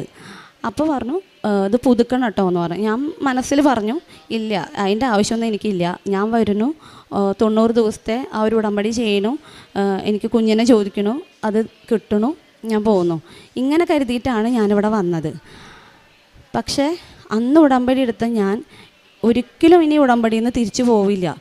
എൻ്റെ അവസാനം വരെ എനിക്ക് ഉടമ്പടിയിൽ തന്നെ ആയിരിക്കണം. അത്രയും വിശുദ്ധമായ ഒരു ജീവിതമാണ്, വിശുദ്ധിയുള്ളൊരു ജീവിതമാണ് ഉടമ്പടി എന്ന് ഞാൻ തിരിച്ചറിഞ്ഞു. ഇപ്പോഴും ഞാൻ ഉടമ്പടിയിൽ തന്നെ തുടരുകയാണ്. അന്ന് ഇവിടെ നടക്കി വന്നിറങ്ങിയപ്പോൾ ഞാൻ പറഞ്ഞു, കയറി വരുമ്പോൾ തന്നെ ഞാൻ അമ്മേനെ കണ്ടപ്പോൾ പറഞ്ഞത്, അമ്മ മാതാവേ, എനിക്ക് എൻ്റെ പോയ മോളെ എനിക്ക് തിരിച്ചു തരണം എന്നാണ് ഞാൻ പറഞ്ഞത്. ആ മോളെ ഞാനിവിടെ ഈ നടക്കി, അമ്മ പ്രത്യക്ഷപ്പെട്ട ഈ നടക്കി മുന്നിൽ ഞാൻ കിടത്താം എന്ന് പറഞ്ഞിട്ടാണ് ഞാൻ വന്നത്. ഇപ്പോൾ ഏകദേശം ഒരു 2 വർഷമായി. ആ സമയം മുതലേ ഞാൻ എല്ലാ ദിവസവും എൻ്റെ വയറിൽ ഉടമ്പടി തൈലം എന്നും പുരട്ടി പ്രാർത്ഥിക്കും. എൻ്റെ മകളെ അഷ്ടമി എല്ലാ ദിവസവും എനിക്ക് തൈലം തേച്ച് തരും, എന്നും പ്രാർത്ഥിക്കും. എൻ്റെ കുഞ്ഞ് ഇവിടെ വന്നിറങ്ങിയ സമയത്ത് ഈ മോള് അമ്മ മാതാവിൻ്റെ രൂപത്തിൻ്റെ അവിടെ നിന്ന് പൊട്ടിക്കരഞ്ഞിട്ടുണ്ട്, എൻ്റെ ചാരുമോളെ എനിക്ക് തിരിച്ചു തരണം അമ്മയെന്ന് പറഞ്ഞിട്ട്. അന്ന് മുതൽ തൈലം എൻ്റെ മോള് എനിക്ക് തേച്ച് തരും, ഞാനും തേക്കും. അങ്ങനെ പ്രാർത്ഥിച്ച് 1 വർഷം കഴിഞ്ഞപ്പോഴേക്കും ഞാൻ കൺസീവായി. ഇപ്പോൾ ഹെൽത്തി ആയിട്ടൊരു ബേബീനെ, അതും എൻ്റെ പോയ മോളുടെ അതേ മുകളുള്ള എല്ലാ ഫീച്ചേഴ്സുള്ള ഒരു കുഞ്ഞിനെ. മെയ് മാസത്തിൽ എൻ്റെ മോള് പോയത്, ആ മെയ് മാസത്തിൽ തന്നെ എനിക്കെൻ്റെ മോളെ തിരിച്ചു തന്നു. ഇതാണ് എൻ്റെ മോള്. പേര് ഇമ, ചാരുമോളെന്ന് ഞങ്ങൾ വിളിക്കും. ഇമ എന്ന പേര് ഞാൻ ഇടാനൊരു കാരണമുണ്ട്. ആ പേര് ഞാനിവിടെ വന്നപ്പോൾ ഞാൻ അമ്മയ്ക്കൊരു പേപ്പറിൽ എഴുതി കൊടുത്തിട്ടുണ്ട്. അത് എന്തുകൊണ്ടാണെന്ന് വെച്ച് കഴിഞ്ഞാൽ, ഒരു ദിവസം ഞാനൊരു സാക്ഷ്യം കേട്ടു. ഒരമ്മ അവരുടെ മകൾക്ക് വയ്യാതെ ആയി, ഒരു അപൂർവ അസുഖം, അതിൽ നിന്ന് റിക്കവറി ആയിട്ടുള്ള ഒരു സാക്ഷ്യം ഞാൻ കേട്ടു. അതിനുശേഷം ആ കുഞ്ഞിൻ്റെ പേര് മാറ്റിയിട്ട് ഇമ എന്ന് പേരിട്ടു. ഈ എന്ന് പറയുന്നത് ഈശോ, മാ എന്ന് പറയുന്നത് മറിയം. ആ ഒരു പേര് ഞാൻ എൻ്റെ കുഞ്ഞിന് ഇടും എന്ന് പറഞ്ഞിട്ടാണ് ഞാൻ അന്ന് ഇവിടുന്ന് പോയത്. അപ്പോൾ എൻ്റെ മോൾക്ക് ഞാൻ ഇമ എന്നുള്ള പേര് തന്നെയാണ് ഇട്ടിട്ടുള്ളത്. ഇതാണ് എൻ്റെ ആദ്യത്തെ സാക്ഷ്യം. പിന്നെ അവിടെ നിന്ന് അങ്ങോട്ട് ഞാൻ ഉടമ്പടിയിൽ തന്നെയാണ് ഞാൻ ജീവിക്കുന്നത്. എന്നിരുന്നാലും ചില രാത്രികൾ എനിക്ക് പേടിയാണ്. കാരണം എൻ്റെ പോയ മോളിനെ ഞാൻ കിടത്തി ഉറക്കി രാവിലെ പിന്നെ ജീവനില്ലാതെയാണ് കണ്ടത്. കുഞ്ഞിൻ്റെ മരണ കാരണം അറിവില്ലായിരുന്നു. അതിന് സിഡ്സ് എന്നാണ് പറയുക, സഡൻ ഇൻഫൻ്റ് ഡെത്ത് സിൻഡ്രം. ഞാനൊരു നേഴ്സാണ്, എനിക്കത് മനസ്സിലായി സിഡ്സ് ആണ്, എന്താ കാരണം എന്നറിയില്ല. പക്ഷേ പോസ്റ്റ്മോർട്ടം കഴിഞ്ഞപ്പോൾ അതിൽ റിപ്പോർട്ട് വന്നത് ന്യൂമോണിയ ആയിരുന്നു. പക്ഷേ അതിൻ്റെ ഒരു സൈൻസോ സിംറ്റംസോ ഒന്നും ഉണ്ടായിരുന്നില്ല. ഞാനൊരു 4 വർഷം കണ്ടിന്യൂസ് ആയിട്ട് ലേബർ റൂം, ഓപ്പറേഷൻ തിയേറ്റർ അവിടെയൊക്കെ വർക്ക് ചെയ്തിട്ടുള്ളതാണ്. കുറേ കുഞ്ഞുങ്ങളെ ഞാൻ കണ്ടിട്ടുണ്ട്. പക്ഷേ എൻ്റെ കുഞ്ഞിനെ അതിൻ്റെ ഒരു സിംറ്റം ഒന്നും ഉണ്ടായിട്ടില്ല. ഈ കുഞ്ഞിന് വേണ്ടി ഞാനൊരു പ്രത്യേക ഒരു മൂത്ത കുഞ്ഞിനുണ്ടെങ്കിലും രണ്ടാമത്തെ ആൾക്കും കൂടെ ഞാൻ ഒരു തെർമോമീറ്റർ വാങ്ങി. അത്ര പോലും ഞാൻ ആ കുഞ്ഞിനെ ശ്രദ്ധിച്ചിട്ടാണ് നോക്കിയിരുന്നത്. ആ കുഞ്ഞിന് ആ തെർമോമീറ്റർ ഉപയോഗിക്കേണ്ട ആവശ്യം പോലും എനിക്ക് വന്നിട്ടില്ല, ചൂട് പോലും ഉണ്ടായിട്ടില്ല. ആ കുഞ്ഞിനാണ് ന്യൂമോണിയ വന്നത്. അപ്പോൾ ഞാൻ മനസ്സിലാക്കുന്നത് അത് എനിക്കുള്ളൊരു ദൈവവിളിയായിരുന്നു. എൻ്റെ കുഞ്ഞ് ഇപ്പോൾ സ്വർഗത്തിലുണ്ട്, ആ കുഞ്ഞ് മാലാകുഞ്ഞായിട്ട് ഇരിക്കുന്നു. നമ്മളെല്ലാവരും ജീവിച്ചിരിക്കുന്നത് തന്നെ ഇനിയൊരു ജീവിതം നമുക്ക് മരണശേഷം നമ്മളൊക്കെ സ്വർഗത്തിൽ പോകണം, ഈ ഒരു ഇൻറ്റൻഷനാണ് നമുക്കുള്ളത്. ഇപ്പം ഞാൻ മനസ്സിലാക്കുന്നു ഞാൻ വലിയൊരു ഭാഗ്യം ചെയ്ത അമ്മയാണ്. കാരണം എൻ്റെ മോൾ ഇപ്പോഴേ സ്വർഗത്തിലെത്തി. അതുകൊണ്ട് ഞാൻ പിന്നീടൊന്നും ഞാൻ കരഞ്ഞിട്ടില്ല. ആ ഒരു വിഷമത്തിൽ നിന്ന് റിക്കവർ ആകാൻ പറ്റി ഞാൻ അമ്മയോട് നന്ദി പറയുന്നു. പിന്നെ എല്ലാ രാത്രികളിലും ഈ കുഞ്ഞു മോളിനെ ഞാൻ കെടുത്തി ഉറക്കുമ്പോൾ എനിക്ക് പേടിയുണ്ട്. ചിലപ്പോൾ ആ രാത്രിയുടെ ഓർമ്മ വരും. അതുകൊണ്ട് ഞാൻ എൻ്റെ മോളുടെ അരയിൽ അമ്മയുടെ കാശുരൂപം, ഇവിടെ നിന്ന് വെഞ്ചരിച്ച് കിട്ടിയിട്ടുള്ള കാശുരൂപം ചരടിൽ കെട്ടിയിട്ടുണ്ട്. ഒരു ട്രാൻസ്പാരൻറ്റ് കവറിലെ അമ്മയുടെ പത്രം സെക്യൂർ ചെയ്ത് വെച്ചിട്ട് എല്ലാ ദിവസവും കുഞ്ഞ് കിടക്കുന്നതിൻ്റെ തലോണയുടെ അടിയിൽ വെക്കും. എല്ലാ ദിവസവും അമ്മയുടെ തൈല ഞാൻ തൊട്ട് കുരിശ് വരച്ചിട്ടാണ് കെടുത്തുന്നത്. ഈ ഒരു ധൈര്യം എൻ്റെ 2 മക്കൾക്കും ഞാൻ അങ്ങനെ ചെയ്യും. ആ ഒരു ധൈര്യത്തിലാണ് ഇങ്ങനെ ഒരു ട്രാജഡി കഴിഞ്ഞിട്ടുള്ള ഞാൻ ഇപ്പോൾ സമാധാനമായിട്ട് കിടന്നുറങ്ങുന്നത്. ഇതാണ് എൻ്റെ ആദ്യത്തെ സാക്ഷ്യം. പിന്നീട് എനിക്ക് പറയാനുള്ളത്, ആ മോള് പോയതിന് ശേഷം കുറച്ച് നാളുകളിലുള്ള ആ ഒരു വിഷമത്തിൽ ഞാൻ പുലർച്ചെ ഞെട്ടി എണീക്കുമ്പോൾ ഞാൻ ആദ്യം നോക്കുന്നത് എൻ്റെ ഭർത്താവിനെയും എൻ്റെ ഈ മോളെയാണ്. ഇത് ഞാൻ ഫോണിൻ്റെ ടോർച്ചിൽ ഇങ്ങനെ അടിച്ചു നോക്കും, ഇവർക്ക് ഹാർട്ട് ബീറ്റ് വരുന്നില്ലേ, ചെസ്റ്റ് മൂവ്മെൻറ്റ് വരുന്നില്ലേ. അതിങ്ങനെ ഞാൻ ഇങ്ങനെ സൂക്ഷിച്ച് നോക്കി ഈ ചെസ്റ്റ് മൂവ്മെൻറ്റ് കണ്ടു കഴിഞ്ഞാൽ ഞാൻ പിന്നെ പോയി കിടന്നുറങ്ങുള്ളൂ. അങ്ങനെ ഒരു മാനസികാവസ്ഥയിലായിരുന്നു ഞാൻ. എൻ്റെ ഈ 2ാമത്തെ മോൾക്ക് എല്ലാ ദിവസവും തൈലം കൊണ്ട് കുരിശ് വരച്ച് ഞാൻ കിടത്താറുള്ളൂ. ഈ മൂത്ത മോൾക്കും എൻ്റെ ഭർത്താവിനും വേണ്ടിയിട്ട് ഞാൻ പ്രത്യേകമായിട്ട് ഞാൻ അവിടെ ഒരു നിയോഗം വെച്ചു, ആയുരാരോഗ്യ സൗഖ്യം എന്ന് വെച്ച് കഴിഞ്ഞാൽ അങ്ങനെയല്ല, ആപത്തുകളിൽ നിന്നും അനർത്ഥങ്ങളിൽ നിന്നും എൻ്റെ ഭർത്താവിനെയും കുഞ്ഞിനെയും സംരക്ഷിക്കണേ എന്ന് തന്നെയാണ് എഴുതി വെച്ചത്. അതിനെ തുടർന്നൊരു സംഭവം ഉണ്ടായി. ഞാൻ ഇവിടേക്ക് ഉടമ്പടി പുതുക്കാൻ വേണ്ടിയിട്ട് വരുമ്പോൾ ട്രെയിനിലാണ് വന്നത്. ഞാനപ്പോൾ പ്രഗ്നൻ്റ് ആയിട്ടുണ്ട്, 6 മാസമായിട്ടുണ്ട്. ട്രെയിനിൽ ഞങ്ങൾ പോരുകയാണ്. എൻ്റെ അമ്മ കയറി, മകൾ ട്രെയിനിൽ കയറി, ഞാൻ കയറുന്നുള്ളൂ. മകൾ സ്റ്റെപ്പുമേ 2 സ്റ്റെപ്പ് ജസ്റ്റ് കയറിയുള്ളൂ. അപ്പോഴേക്കും ട്രെയിൻ എടുത്തു. ഈ പ്രഗ്നൻ്റ് ആയ കാരണം എനിക്ക് പെട്ടെന്ന് കയറാൻ സാധിച്ചില്ല.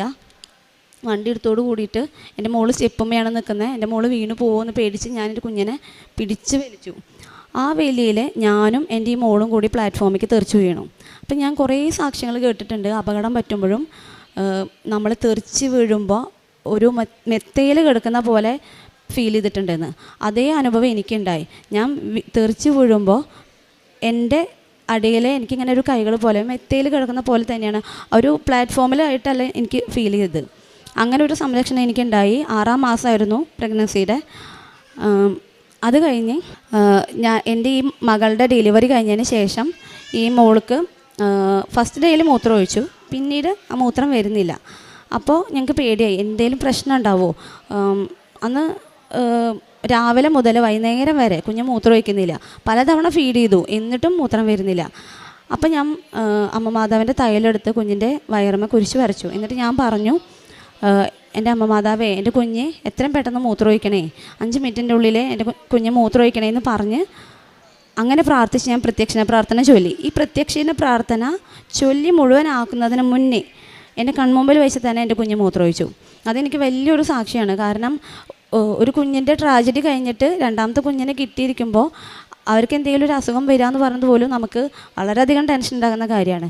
അപ്പോൾ ആ ഒരു അവസ്ഥയിൽ എനിക്ക് നല്ലൊരു ആശ്വാസമായിരുന്നു. അപ്പോൾ എന്ത് വന്നു കഴിഞ്ഞാലും ഞാൻ അമ്മയുടെ പ്രത്യക്ഷണ പ്രാർത്ഥനയാണ് ചൊല്ലുക. പിന്നെ എൻ്റെ ആ കുഞ്ഞിന് തന്നെ വയറ്റിൽ നിന്ന് പോകാൻ ഒരു 4 ദിവസം അടുപ്പിച്ച് വയറ്റിൽ നിന്ന് പോകാൻ ബുദ്ധിമുട്ടുണ്ടായി. അന്ന് ഞാനിതുപോലെ അമ്മയുടെ ഉടമ്പടി തൈലും കുഞ്ഞിൻ്റെ വയറമ്മ വരച്ചു. എന്നിട്ട് പ്രാർത്ഥിച്ചു. പിന്നെ അവിടെ നിന്ന് അങ്ങോട്ട് കുഞ്ഞിന് ഒരു പ്രശ്നമില്ലാതെ വയറ്റുന്നൊക്കെ പോയി തുടങ്ങി. എൻ്റെ ഒരു സർട്ടിഫിക്കറ്റിൻ്റെ കാര്യമാണ് എനിക്ക് പറയാനുള്ളത്. എൻ്റെ SSLC സർട്ടിഫിക്കറ്റ് അത് ഡേറ്റ് ഓഫ് ബർത്ത് കറക്ഷൻ ഉണ്ടായിരുന്നു. അപ്പോൾ അത് തിരുത്താൻ വേണ്ടി കൊടുത്തപ്പോൾ ഞാൻ ആ പേപ്പറിൽ തൈലം കൊണ്ട് കുരിശ് വരച്ചിട്ടാണ് കൊടുത്തത്. അതധികം താമസിക്കാതെ തന്നെ എനിക്ക് പെട്ടെന്ന് അത് തിരുത്തി കിട്ടി. അത് 15 വർഷത്തിന് ശേഷം സർട്ടിഫിക്കറ്റ് തിരുത്തുമ്പോൾ ലെറ്റർ തിരുവനന്തപുരത്ത് സെക്രട്ടേറിയറ്റിലേക്ക് പോയി തിരിച്ചു വന്ന് പിന്നീടാണ് പരീക്ഷാ ഭവനിൽ തിരുത്തി കിട്ടുക. ഈ ഒരു പ്രൊസീജിയർ എനിക്ക് അധികം ലാഗില്ലാതെ വേഗം തന്നെ നടന്നു കിട്ടി. ഇനി ഈ തിരുത്തൽ എൻ്റെ ജോലി സ്ഥലത്ത് മാറ്റണം. അതിന് വേണ്ടി ഓൺലൈനായിട്ടാണ് ചെയ്യേണ്ടത്. അത് ചെയ്തുകൊണ്ടിരിക്കുമ്പോൾ എത്ര നോക്കിയിട്ടും നടക്കുന്നില്ല. അപ്പോൾ എനിക്ക് ടെൻഷനായി. 2 ഡേറ്റ് ഓഫ് ബർത്ത് 2 രേഖയിൽ കാണിക്കേണ്ടി വരും. ഒറിജിനൽ SLC ഞാൻ തിരുത്തി കഴിഞ്ഞു, ജോലി സ്ഥലത്തെ തിരുത്താൻ പറ്റുന്നുമില്ല. അപ്പോൾ ഞാൻ ആകെ ടെൻഷൻ അടിച്ചു. അപ്പോൾ തന്നെ ഞാൻ ആ അമ്മയുടെ കാശുരൂപം കയ്യിൽ പിടിച്ച് പ്രത്യക്ഷണ പ്രാർത്ഥന ചൊല്ലി. ആ ടൈമിൽ തന്നെ ഈ തടസ്സം മാറി പെട്ടെന്ന് എനിക്കത് കംപ്ലീറ്റ് ആക്കാൻ സാധിച്ചു. ഡേറ്റ് ഓഫ് ബർത്ത് കറക്റ്റ് ചെയ്ത് കിട്ടി. പിന്നീടൊരു അനുഭവം ഉള്ളത്, ഇനി ഞാൻ എൻ്റെ കാരുണ്യപ്രവർത്തനം പറയാണ്. ഞാൻ നേഴ്സാണെങ്കിലും ഞാൻ ആശുപത്രിയിൽ പോകുമ്പോൾ അതെൻ്റെ ഒരു വെറും ജോലി മാത്രമായിട്ട് ഞാൻ കണ്ടിരുന്നത്. ഞാൻ പോകുന്നു, രോഗികൾക്ക് ഇഞ്ചക്ഷനും മരുന്നൊക്കെ കൊടുക്കണു, തിരിച്ചു വരുന്നു. ഇതിനപ്പുറത്തേക്കൊരു മുഖത്തൊരു ചിരി പോലും എനിക്കുണ്ടായിരുന്നില്ല. പക്ഷേ ഇപ്പോൾ അങ്ങനെയല്ല. ഞാൻ എല്ലാവരോടും ഭയങ്കരമായിട്ട് സ്നേഹത്തിൽ ഞാൻ സംസാരിക്കും. എന്നെ കാണാൻ വേണ്ടി നിൽക്കുന്ന രോഗികൾ പോലുണ്ട്. കാരണം അത്രയും അവരെ വിഷമങ്ങൾ ചോദിച്ചറിഞ്ഞ് അവരത്രയും കെയർ ചെയ്യുന്ന ഒരു ക്യാരക്ടറിലേക്ക് ഞാൻ മാറി. പിന്നെ അവർക്ക് പൈസയായിട്ടും ഒരുപാട് സഹായങ്ങൾ ഞാൻ ചെയ്യുന്നുണ്ട്. ഒരു മേഴ്സി ഹോമിൽ പോയിട്ട് അവിടെ ഒരുപാട് സാധനങ്ങൾ വാങ്ങിച്ചു കൊടുക്കുന്നുണ്ട്. അവിടെ ശാരീരികമായിട്ട് വയ്യാത്ത കുറേ രോഗികളുണ്ട്. അവർക്ക് വേണ്ടിയുള്ള കുറേ കാര്യങ്ങൾ ചെയ്തു കൊടുക്കുക. അങ്ങനെയാണ് കാരുണ്യപ്രവൃത്തികൾ ചെയ്യുന്നത്. പിന്നെ പ്രത്യേകമായിട്ട് എനിക്കൊരു കാര്യം പറയാനുള്ളത്, ഞാൻ കോൺവെൻറ്റ് സ്കൂളിൽ പഠിച്ച കാരണം കുറേ പേരുകൾ ഞാൻ കേട്ടിട്ടുണ്ട്. ക്രിസ്ത്യൻ സംബന്ധമായിട്ട് കുറച്ച് പേരുകൾ. അത് എന്താണെന്നൊന്നും എനിക്ക് അറിയണ്ടായിരുന്നില്ല. ഞാൻ പിന്നീട് ഇതെല്ലാം യൂട്യൂബിൽ സെർച്ച് ചെയ്തു.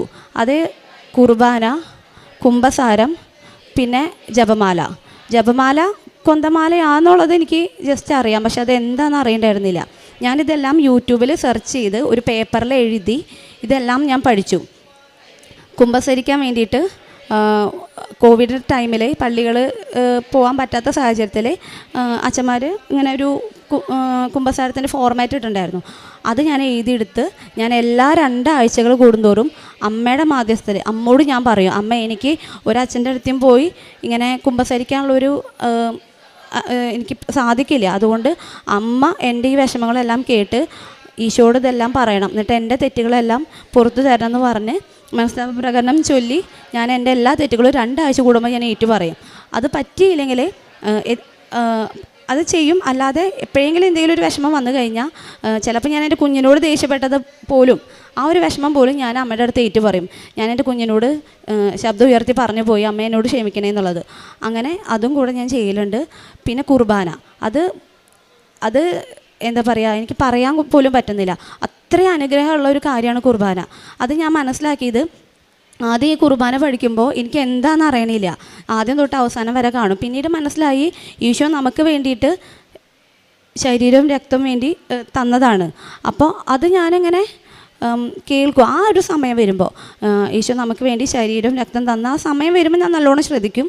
അത് കഴിഞ്ഞാൽ പിന്നെ എൻ്റെ ശ്രദ്ധ ഒക്കെ കുറയും. ആ ഒരു അരമണിക്കൂറോളം ഞാനത് കേട്ടിരിക്കുന്നേ ഉള്ളൂ.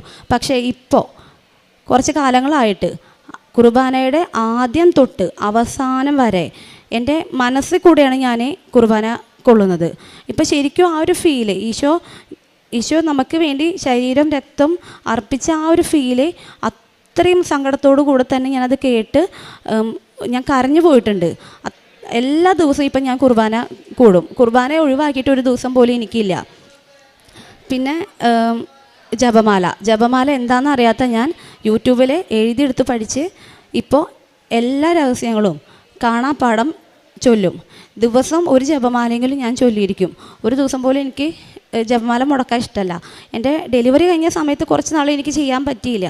ആ ദിവസങ്ങളൊക്കെ ഞാൻ നോട്ട് ചെയ്ത് വെച്ച് ഞാൻ ഹെൽത്തി ആയി വന്നപ്പോൾ അത്രയും ദിവസത്തെ മുടങ്ങിപ്പോയ എല്ലാതും ഈ കുർബാനയടക്കം എല്ലാതും ഞാൻ ആ ദിവസങ്ങളിൽ അച്ഛൻ്റെ ഡെയിലി ബ്രെഡ് എനിക്ക് കുറച്ച് നാൾ കാണാൻ പറ്റാതായി. അതെല്ലാം ഞാൻ റിപ്പീറ്റ് ഒക്കെ ഇരുന്ന് കണ്ടു. തിരി കത്തിച്ച് വെച്ച് മുട്ടുമേ നിന്നിട്ട് ഞാൻ ഈ പറയുന്നതെല്ലാം ഞാൻ കൂടിയിട്ടുണ്ട്. അത്ര പോലും ഒരു ദിവസം പോലും എനിക്ക് മുടക്കാൻ ഇപ്പോൾ ഇഷ്ടമല്ല, കുർബാനയും ജപമാലയും. പിന്നെ പ്രേക്ഷിത പ്രവർത്തനമായിട്ട് ഞാൻ അച്ഛൻ്റെ ഡെയിലി ബ്രെഡ് എല്ലാ ദിവസവും സ്റ്റാറ്റസ് വെക്കും. പിന്നെ പത്രം, എനിക്ക് ഏറ്റവും മടിയും പേടിയുള്ളൊരു കാര്യമായിരുന്നു പത്രം കൊടുക്കാൻ. മടി എന്ന് പറയണേക്കാളും എനിക്ക് പേടിയായിരുന്നു മറ്റുള്ളവർ എന്താ പറയുക എന്നുള്ളത്. അപ്പം ഞാൻ ഈ പത്രം, ആദ്യത്തെ പത്രം എങ്ങനെയൊക്കെയോ കഷ്ടപ്പെട്ട് കൊടുത്തതാണ്. അപ്പോൾ എനിക്ക് മനസ്സിലായി ഇതാണ് ഏറ്റവും ഡിഫിക്കൽട്ടായിട്ടുള്ള ഒരു ടാസ്ക് എന്ന്. അപ്പം ഞാൻ അതിന് ശേഷം ഇവിടെ വന്ന് 10 കെട്ട് പത്രം അതൊരു 2 തവണയോളം ഞാൻ അങ്ങനെ വാങ്ങിക്കൊണ്ടുപോയി. എന്നിട്ട് ഇവിടുന്ന് പോകുമ്പോൾ ട്രെയിനിൽ ഞാൻ കയറിയ ബോഗി മുതൽ ലാസ്റ്റ് ബോഗി വരെ, തൃശ്ശൂരാണ് ഞാൻ ഇറങ്ങുന്നതെങ്കിൽ അതുവരെ ഞാൻ ഈ പത്രം എല്ലാവരോടും സമയമെടുത്ത് പറഞ്ഞ് മനസ്സിലാക്കി കൊടുത്തിട്ടുണ്ട്. കുറേ പേര് ചോദ്യം ചെയ്യുന്നവരുണ്ട്, അവരോടൊന്നും തർക്കിക്കാതെ കാര്യങ്ങളൊക്കെ പറഞ്ഞ് മനസ്സിലാക്കി കൊടുത്ത് പത്രം കൊടുത്തിട്ടുണ്ട്. പിന്നെ റെയിൽവേ സ്റ്റേഷൻ, പ്ലാറ്റ്ഫോമുകളിൽ, പിന്നെ വീടുകൾ കയറിറങ്ങി കൊടുത്തിട്ടുണ്ട്, ആശുപത്രികൾ കൊടുത്തിട്ടുണ്ട്, മെഡിക്കൽ കോളേജിലും അല്ലാതെയും ആശുപത്രികളിലൊക്കെ കയറി ഇറങ്ങി രോഗികൾക്കൊക്കെ ഞാൻ പത്രം കൊടുത്തിട്ടുണ്ട്. പിന്നെ അച്ഛൻ്റെ ഡെയിലി ബ്രെഡ് സ്റ്റാറ്റസ് ഇടുന്നത് പോലെ തന്നെ ഞാൻ ചില ദിവസങ്ങളിൽ ഭയങ്കരമായിട്ട് സ്ട്രൈക്ക് ചെയ്യുന്ന സാക്ഷ്യങ്ങൾ, ആ സാക്ഷ്യങ്ങൾ സ്ക്രീൻഷോട്ട് എടുത്ത് വെച്ച് ആ സ്ക്രീൻഷോട്ട് തംബ്നെയിൽ എല്ലാവരും ആദ്യം കാണണം. അത് കണ്ടിട്ട് അവർക്ക് ഈ സാക്ഷ്യം കാണാൻ തോന്നണം. അതിന് വേണ്ടിയിട്ട് ആദ്യം ആ സ്ക്രീൻഷോട്ട് സ്റ്റാറ്റസ് വെച്ച് പിന്നീട് ഈ യൂട്യൂബിലുള്ള സാക്ഷ്യം കൂടെ ഞാൻ വെക്കും. കുറേ പേര് അതിൻ്റെ പേരിൽ എന്നെ കളിയാക്കിയിട്ടുണ്ട്. ഞാനൊരു അക്രൈസ്തവയാണ്, അതിൻ്റെ പേരിൽ ഒരുപാട് പേര് എന്നെ കളിയാക്കിയിട്ടുണ്ട്. പക്ഷേ ഞാൻ അവർക്കതൊക്കെ മനസ്സിലാവും. ഞാനിപ്പോൾ സത്യമായിട്ടുള്ള ദൈവത്തെ ഞാൻ തിരിച്ചറിഞ്ഞു. അപ്പോൾ എൻ്റെ ആ ഒരു വിശ്വാസത്തിൽ ഞാനത് മുന്നോട്ട് പോകുന്നു, ആരോടും തർക്കിക്കാനൊന്നും ഇല്ലാതെ. പണ്ടായിരുന്നെങ്കിൽ എനിക്ക് ദേഷ്യം വരും, ഇപ്പം ഞാൻ ദേഷ്യപ്പെടാനൊന്നും പോകുന്നില്ല. അവർക്ക് മനസ്സിലാവും എന്ന് വിചാരിച്ച് ക്ഷമയോട് കൂടിയിട്ട് മുന്നോട്ട് പോകാൻ എനിക്ക് സാധിക്കുന്നുണ്ട്. പിന്നെ ബൈബിള് വായന, ഞാൻ ആദ്യമൊക്കെ ബൈബിള് വാങ്ങിക്കൊണ്ടുവന്ന സമയത്ത് എവിടെ നിന്ന് തുടങ്ങണം, എന്ത് ചെയ്യേണ്ടതെന്നൊന്നും അറിയില്ല. ഞാൻ പഴയ നിയമത്തിൽ നിന്ന് അങ്ങ് തുടങ്ങി. അപ്പോൾ ഒന്നും എനിക്ക് മനസ്സിലാവുന്നുണ്ടായിരുന്നില്ല.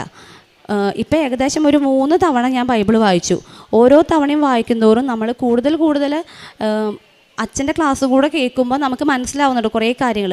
അത് വെച്ചിട്ട് ഓരോ തവണയും വായിക്കുമ്പോൾ നമ്മൾ കൂടുതൽ ആഴങ്ങളിലേക്ക് പോവുകയാണ്. ഇപ്പോൾ ഒരു 3 തവണ ഞാൻ വായിച്ചു, 4ാമത്തെ തവണ ഞാൻ വായിച്ചുകൊണ്ടിരിക്കുകയാണ്. അപ്പോൾ ഇത്രയും വിശുദ്ധമായൊരു ഗ്രന്ഥം ഈ ജീവിതത്തിൽ വായിക്കാൻ പറ്റിയതാണ് ഏറ്റവും വലിയൊരു പുണ്യപ്രവൃത്തിയായിട്ട് ഞാൻ കാണുന്നത്. പുണ്യപ്രവൃത്തി എന്നല്ല പറയണ്ടേ, വലിയൊരു ഭാഗ്യമാണ്. പിന്നെ ഉള്ളത് അച്ഛൻ്റെ ക്ലാസ്, ആരാധന ക്ലാസ്, അത് പരമാവധി ഞാൻ ആ ദിവസം തന്നെ കൂടാൻ വേണ്ടി നോക്കും. ഞാൻ ഇവിടുന്ന് ഉടമ്പടിയൊക്കെ എടുത്ത് പോയി ഞാനൊന്ന് ബെറ്റർ ആയതിന് ശേഷം പിന്നെ ഞാൻ ജോലിക്ക് പോകാൻ വേണ്ടി ഒരു കാറ് വാങ്ങിച്ചിട്ടുണ്ടായിരുന്നു. അമ്മയുടെ നിറം നോക്കിയിട്ട് നീല നിറം ഉള്ള വണ്ടിയാണ് വാങ്ങിച്ചത്. ആ വണ്ടിയിൽ ഞാൻ പോകുമ്പോഴൊക്കെ എല്ലാ ദിവസവും പ്രത്യക്ഷണ പ്രാർത്ഥന ചൊല്ലിയിട്ട് ഞാൻ വണ്ടി എടുക്കുള്ളൂ. ഡ്രൈവിങ്ങിലൊക്കെ ഞാൻ അത്രയും അമ്മ മാതാവേ എന്ന് വിളിച്ചിട്ടാണ് ഓരോ വണ്ടീനെ ഞാൻ ഓവർടേക്ക് ചെയ്യുമ്പോൾ പോലും അമ്മ മാതാവേ, കൃപാസന മാതാവേ എന്ന് വിളിച്ചിട്ട് ഞാൻ വണ്ടി ഓവർടേക്ക് ചെയ്യുള്ളൂ. ഒറ്റ ദിവസം പോലും ഞാൻ സാക്ഷ്യത്തെ മുടക്കില്ല. എല്ലാ ദിവസം അതാത് ദിവസം അപ്ലോഡ് ചെയ്യുന്ന സാക്ഷ്യങ്ങൾ ഒപ്പം ഞാൻ കേൾക്കാൻ ശ്രമിക്കുന്നുണ്ട്. ഈ ഡെലിവറിയുടെ സമയത്താണ് എനിക്ക് കുറച്ചൊരു ബുദ്ധിമുട്ട് വന്നത്. അല്ലാതെയുള്ള എല്ലാ സാക്ഷ്യങ്ങളും ഞാൻ ഡെയിലി തന്നെ ഒപ്പം കേട്ട് ഞാൻ പോവും. പിന്നീട് പറയാനുള്ളത് പാപം വെറുക്കുക എന്നുള്ളതാണ്. അതിലെനിക്ക് കുറേ ആൾക്കാരോട് എനിക്ക് വിഷമം ഉണ്ടായിരുന്നു. വെച്ചാൽ ശത്രുതയല്ല, എന്നോട് ചെയ്ത തെറ്റുകൾ എനിക്ക് ക്ഷമിക്കാൻ പറ്റാതെ കുറേ പേരോട് ഞാൻ മിണ്ടാതെ നടന്നിരുന്നു. അവർ ചെയ്ത തെറ്റിന് പോലും ഞാൻ അങ്ങോട്ട് ചെന്ന് ഞാൻ സോറി പറഞ്ഞ് അവരോട് സംസാരിക്കാൻ എനിക്ക് സാധിച്ചിട്ടുണ്ട്. അത് അങ്ങനെ ഒരു ക്ഷമ ചോദിച്ചതിന് ശേഷം എനിക്ക് വലിയൊരു സന്തോഷമാണ് കിട്ടിയത്. കാരണം നമുക്ക് ഈ ജീവിതത്തിൽ ഒരു ശത്രു പോലും ഇല്ല എന്നൊരു തിരിച്ചറിവ്, നമ്മുടെ മനസ്സെല്ലാം ശുദ്ധമാകുന്നൊരവസ്ഥ, അതാണ് എനിക്ക് ഉടമ്പടിയിൽ നിന്ന് കിട്ടിയ വലിയൊരു കാര്യം. ഒരാൾ പോലും ശത്രുവില്ല, എല്ലാവരോടും സ്നേഹത്തിൽ പെരുമാറാൻ സാധിക്കുന്നുണ്ട്. പിന്നെ എനിക്ക് പറയാനുള്ളത്, ഞാൻ 2 തവണ ഞാൻ സ്വപ്നം കണ്ടിട്ടുണ്ട് അമ്മ മാതാവിനെ. അതെന്താണെന്ന് വെച്ചാൽ ഒരിക്കൽ ഞാൻ കണ്ടത് അമ്മ മാതാവും ഔസേപിതാവും ഒരു പള്ളിയും അങ്ങനെയാണ് കണ്ടിട്ടുള്ളത്. പിന്നെ ഞാൻ അമ്മയുടെ ഈ പുറകിൽ കാണുന്ന കടൽ, അത് ഒരു ദിവസം സ്വപ്നം കണ്ടിട്ടുണ്ട്. പിന്നെ കണ്ടത് ജപമാല റാലിയുടെ തൊട്ട് മുൻപ് അമ്മയുടെ ഈ ജപമാലയിലുള്ള ആ മണികളിലുള്ള രൂപം ഉണ്ടല്ലോ, ആ ഒരു രൂപം ഞാൻ കെടുക്കുമ്പോൾ എൻ്റെ മുകളിൽ ഇങ്ങനെ വട്ടം കറങ്ങുക. അപ്പം ഞാനിത് എന്താണോ എന്ന് വിചാരിച്ചു. അപ്പോൾ ആ സമയത്ത് എനിക്ക് റാലീനെ പറ്റിയിട്ട് അങ്ങനെ അറിയില്ല. അപ്പോൾ മനസ്സിലായി ഇത് റാലിക്കുള്ള വിളിയാണെന്ന് മനസ്സിലായി. അങ്ങനെ 2023 ജപമാല റാലിയിൽ ഞാൻ പങ്കെടുത്തു. ആ റാലിയിൽ എൻ്റെ മനസ്സിൽ ഞാൻ ജനിച്ചപ്പോൾ മുതലേ ആ നിമിഷം വരെ വന്നിട്ടുള്ള എല്ലാ തെറ്റുകളും ഞാൻ റിവൈൻഡ് ചെയ്തു.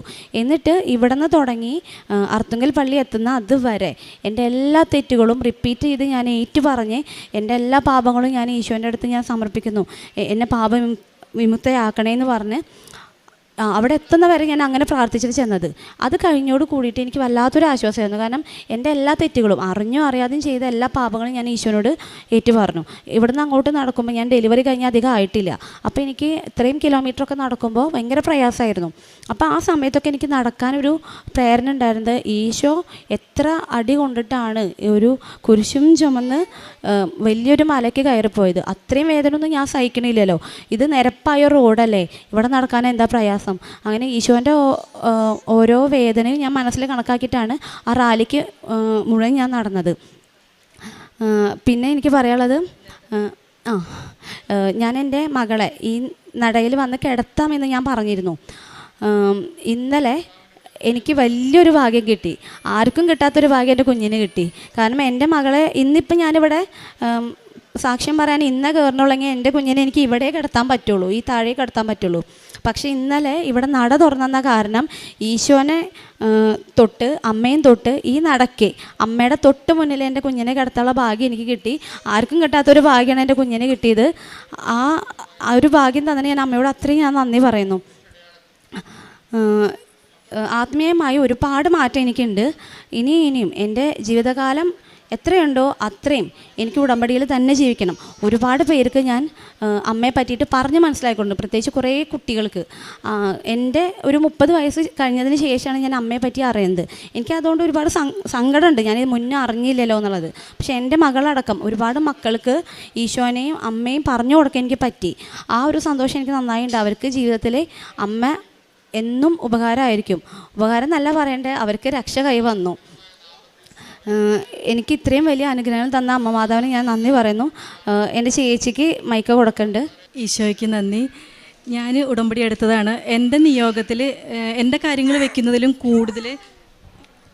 കൂടുതൽ മെയിനായിട്ട് പറയുന്നൊരു കാര്യം ചാരുവിൻ്റെ കാര്യമാണ്. അവിടുന്ന് ആ കവാടത്തുനിന്ന് ഇങ്ങോട്ട് കടന്നു വരുമ്പോൾ എൻ്റെ കണ്ണ് നിറയാൻ തുടങ്ങും. കാരണം ഞാൻ പറയണം, അവൾക്കൊരു കുഞ്ഞിനെ കൊടുക്കണേന്നല്ല ഞാൻ പറയാം, ഞങ്ങൾക്ക് നഷ്ടപ്പെട്ടു പോയ ഞങ്ങളുടെ ചാരുവിന് തിരിച്ചു തരണേന്ന് പറയാം. ഇവിടെ വന്ന് എപ്പോഴും അച്ഛൻ്റെ ക്ലാസ്, ആ 1 മണിക്കൂറത്തെ ക്ലാസ് കേൾക്കുമ്പോൾ ഞാൻ കരയും. എനിക്ക് ചാരുവിന് ഓർമ്മ വന്നിട്ട് ഞാൻ കരയും. അപ്പം തന്നെ ഇവൾക്ക് ഞാൻ മെസ്സേജ് ഇടും, ഞാൻ കരഞ്ഞു എന്ന്, ചാരുവിന് തിരിച്ചു തരൂട്ടാന്ന് പറഞ്ഞിട്ട്. അങ്ങനെ എൻ്റെ എല്ലാ നിയോഗത്തിലും അങ്ങനെ ഉണ്ടാവാറുണ്ട്. കാരണം എന്താണെന്ന് വെച്ചാൽ ചാരു നഷ്ടപ്പെട്ട സമയത്ത് സൗമ്യയ്ക്ക് വലിയ വിശ്വാസമൊന്നും ഉണ്ടായിരുന്നില്ല, മാതാവിനെ അറിയാമെന്നേ ഉള്ളൂ. അപ്പോൾ ചാരു നഷ്ടപ്പെട്ട് എനിക്ക് അവളെ കോൺടാക്ട് ചെയ്യാൻ ബുദ്ധിമുട്ടായിരുന്നു. കാരണം ഒരു അമ്മയുടെ വിഷമം നമുക്കറിയാം. അപ്പോൾ കുറച്ച് നാളുകൾക്ക് ശേഷം ഞാൻ അവളെ വിളിച്ചിട്ട് ഞാൻ പറഞ്ഞു, വിശേഷമൊക്കെ ചോദിച്ചപ്പോൾ അവൾ നിൽക്കുന്നത് അടുക്കള ഭാഗത്താണ്. അടുക്കള ഭാഗത്ത് നിൽക്കുമ്പോൾ അടുക്കള ഭാഗത്തിൻ്റെ കുറച്ച് ഭാഗത്തായിട്ടാണ് കുഞ്ഞിനെ മറവ് ചെയ്ത സ്ഥലം ഉണ്ടാവുക. അപ്പോൾ അവൾ അവിടെ നിന്ന് എന്നോട് സംസാരിക്കുമ്പോൾ പറയണ കാര്യങ്ങൾ എനിക്ക് കേൾക്കാൻ പറ്റാത്ത പോലെയായിരുന്നു. ഞാൻ തല കറങ്ങണ പോലെ എനിക്ക് അത്ര വിഷമമായി. കാരണം അവൾ എന്നോട് പറയുക, മെൻ്റലി ഭയങ്കരമായിട്ട് പോയി അവൾ. എന്നിട്ട് അവൾ പറയുക, ചേച്ചി എൻ്റെ മോൾക്ക് കുഞ്ഞു മുടികൾ വന്നിട്ടുണ്ട്, ആ മുടികൾ അങ്ങനെ ഉണ്ടാവും, പിന്നെ അതൊന്നും പറ്റിയിട്ടുണ്ടാവില്ല, പക്ഷേ എൻ്റെ മോളുടെ സ്കിന്ന് പോയിട്ടുണ്ടാവും, കുഞ്ഞ് വിരലുകൾ പോയിട്ടുണ്ടാവും. ഇന്നലെ വരെ തലേ ദിവസം വരെ, അതായത് പോകുന്നതിൻ്റെ തലേ ദിവസം വരെ അല്ലെങ്കിൽ അന്ന് രാത്രി വരെ ഞാൻ എൻ്റെ മോളുടെ കവിളിൽ ഞാൻ ഇടയ്ക്കിടയ്ക്ക് ഉമ്മ വയ്ക്കും. കുട്ടീനെ ഇങ്ങനെ ഉമ്മ വെച്ചുകൊണ്ടിരിക്കും. ആ സ്കിന്ന് പോയിട്ടുണ്ടാവില്ലേ, എൻ്റെ മോളുടെ കവിള് പോയില്ലേ, വിരലുകൾ നശിച്ചിട്ടുണ്ടാവില്ലേ. ഒരമ്മയുടെ അവസ്ഥ, നിങ്ങൾ അമ്മമാർ കുറച്ച് പേരുണ്ട്, ഞാനും അമ്മയാണ്, എനിക്കത് ചിന്തിക്കാൻ പോലും പറ്റണില്ല. അവൾ ആകെ കയ്യിൽ നിന്ന് പോയി. അപ്പോൾ ഞാൻ പറഞ്ഞു, നിനക്ക് വിശ്വാസം ഉണ്ടോയെന്നൊന്നും എനിക്കറിയില്ല, ഞാൻ ഉടമ്പടി എടുത്തതാണ്, സാക്ഷ്യം പറഞ്ഞിട്ടുള്ളതാണ്, എനിക്ക് ഒരുപാട് അനുഭവങ്ങളുണ്ട്. അപ്പോൾ നീ ഇങ്ങനെ ആലപ്പുഴ കൃപാസനം എന്ന് പറഞ്ഞൊരു സ്ഥലമുണ്ട്, നീ അവിടെ വരണം, ഉടമ്പടി എടുക്കണം, ഉടമ്പടി എടുത്ത് നീ പ്രാർത്ഥിക്കണം, നിനക്ക് ഒരു കുഞ്ഞിനെ മാതാവ് തരും എന്നല്ല ഞാൻ പറഞ്ഞത്. ഞാൻ പറഞ്ഞത് നഷ്ടപ്പെട്ടു പോയ നമ്മുടെ ചാരുവിനെ മാതാവ് തിരിച്ചു തരും. ആ ചാരുവിനെ തിരിച്ചു തരുമ്പോൾ ആ സാക്ഷ്യം പറയാനായിട്ട് കുഞ്ഞിനെ എടുത്തുകൊണ്ട് സ്റ്റേജിൽ ഞാനുണ്ടാവുമെന്ന് അവൾക്കൊരു വാക്ക് കൊടുത്തു. എനിക്ക് ആ സ്പോട്ടിൽ മാതാവ് പറയിച്ചത്, അല്ലാണ്ട് ഞാൻ പറയണമെന്ന് വിചാരിച്ച് വേണ്ടി വിളിച്ചതല്ല അവളെ. കുഞ്ഞിനെ എടുത്തിട്ട് ഞാനുണ്ടാവും നിനക്കൊപ്പം സാക്ഷ്യം പറയാനായിട്ടെന്ന്. അത് ഇവിടെ സാധിച്ചു. മാതാവ് ഞങ്ങൾക്ക് ഞങ്ങളുടെ ചാരുവിനെ തന്നെ തിരിച്ചു തന്നു. ചാരുന്ന് വിളിപ്പേരാണ് കേട്ടോ. അവൾക്ക് ഞങ്ങൾ പേരിട്ടു ഈമാന്ന്, ഈശോ മറിയം എന്ന് പേരിട്ടു. ഒരുപാട് ആത്മീയമായിട്ടും ഭയങ്കരമായിട്ട് സന്തോഷത്തിലാണ് ഞങ്ങളിപ്പോൾ. അതിന് ഒരുപാട് നന്ദി.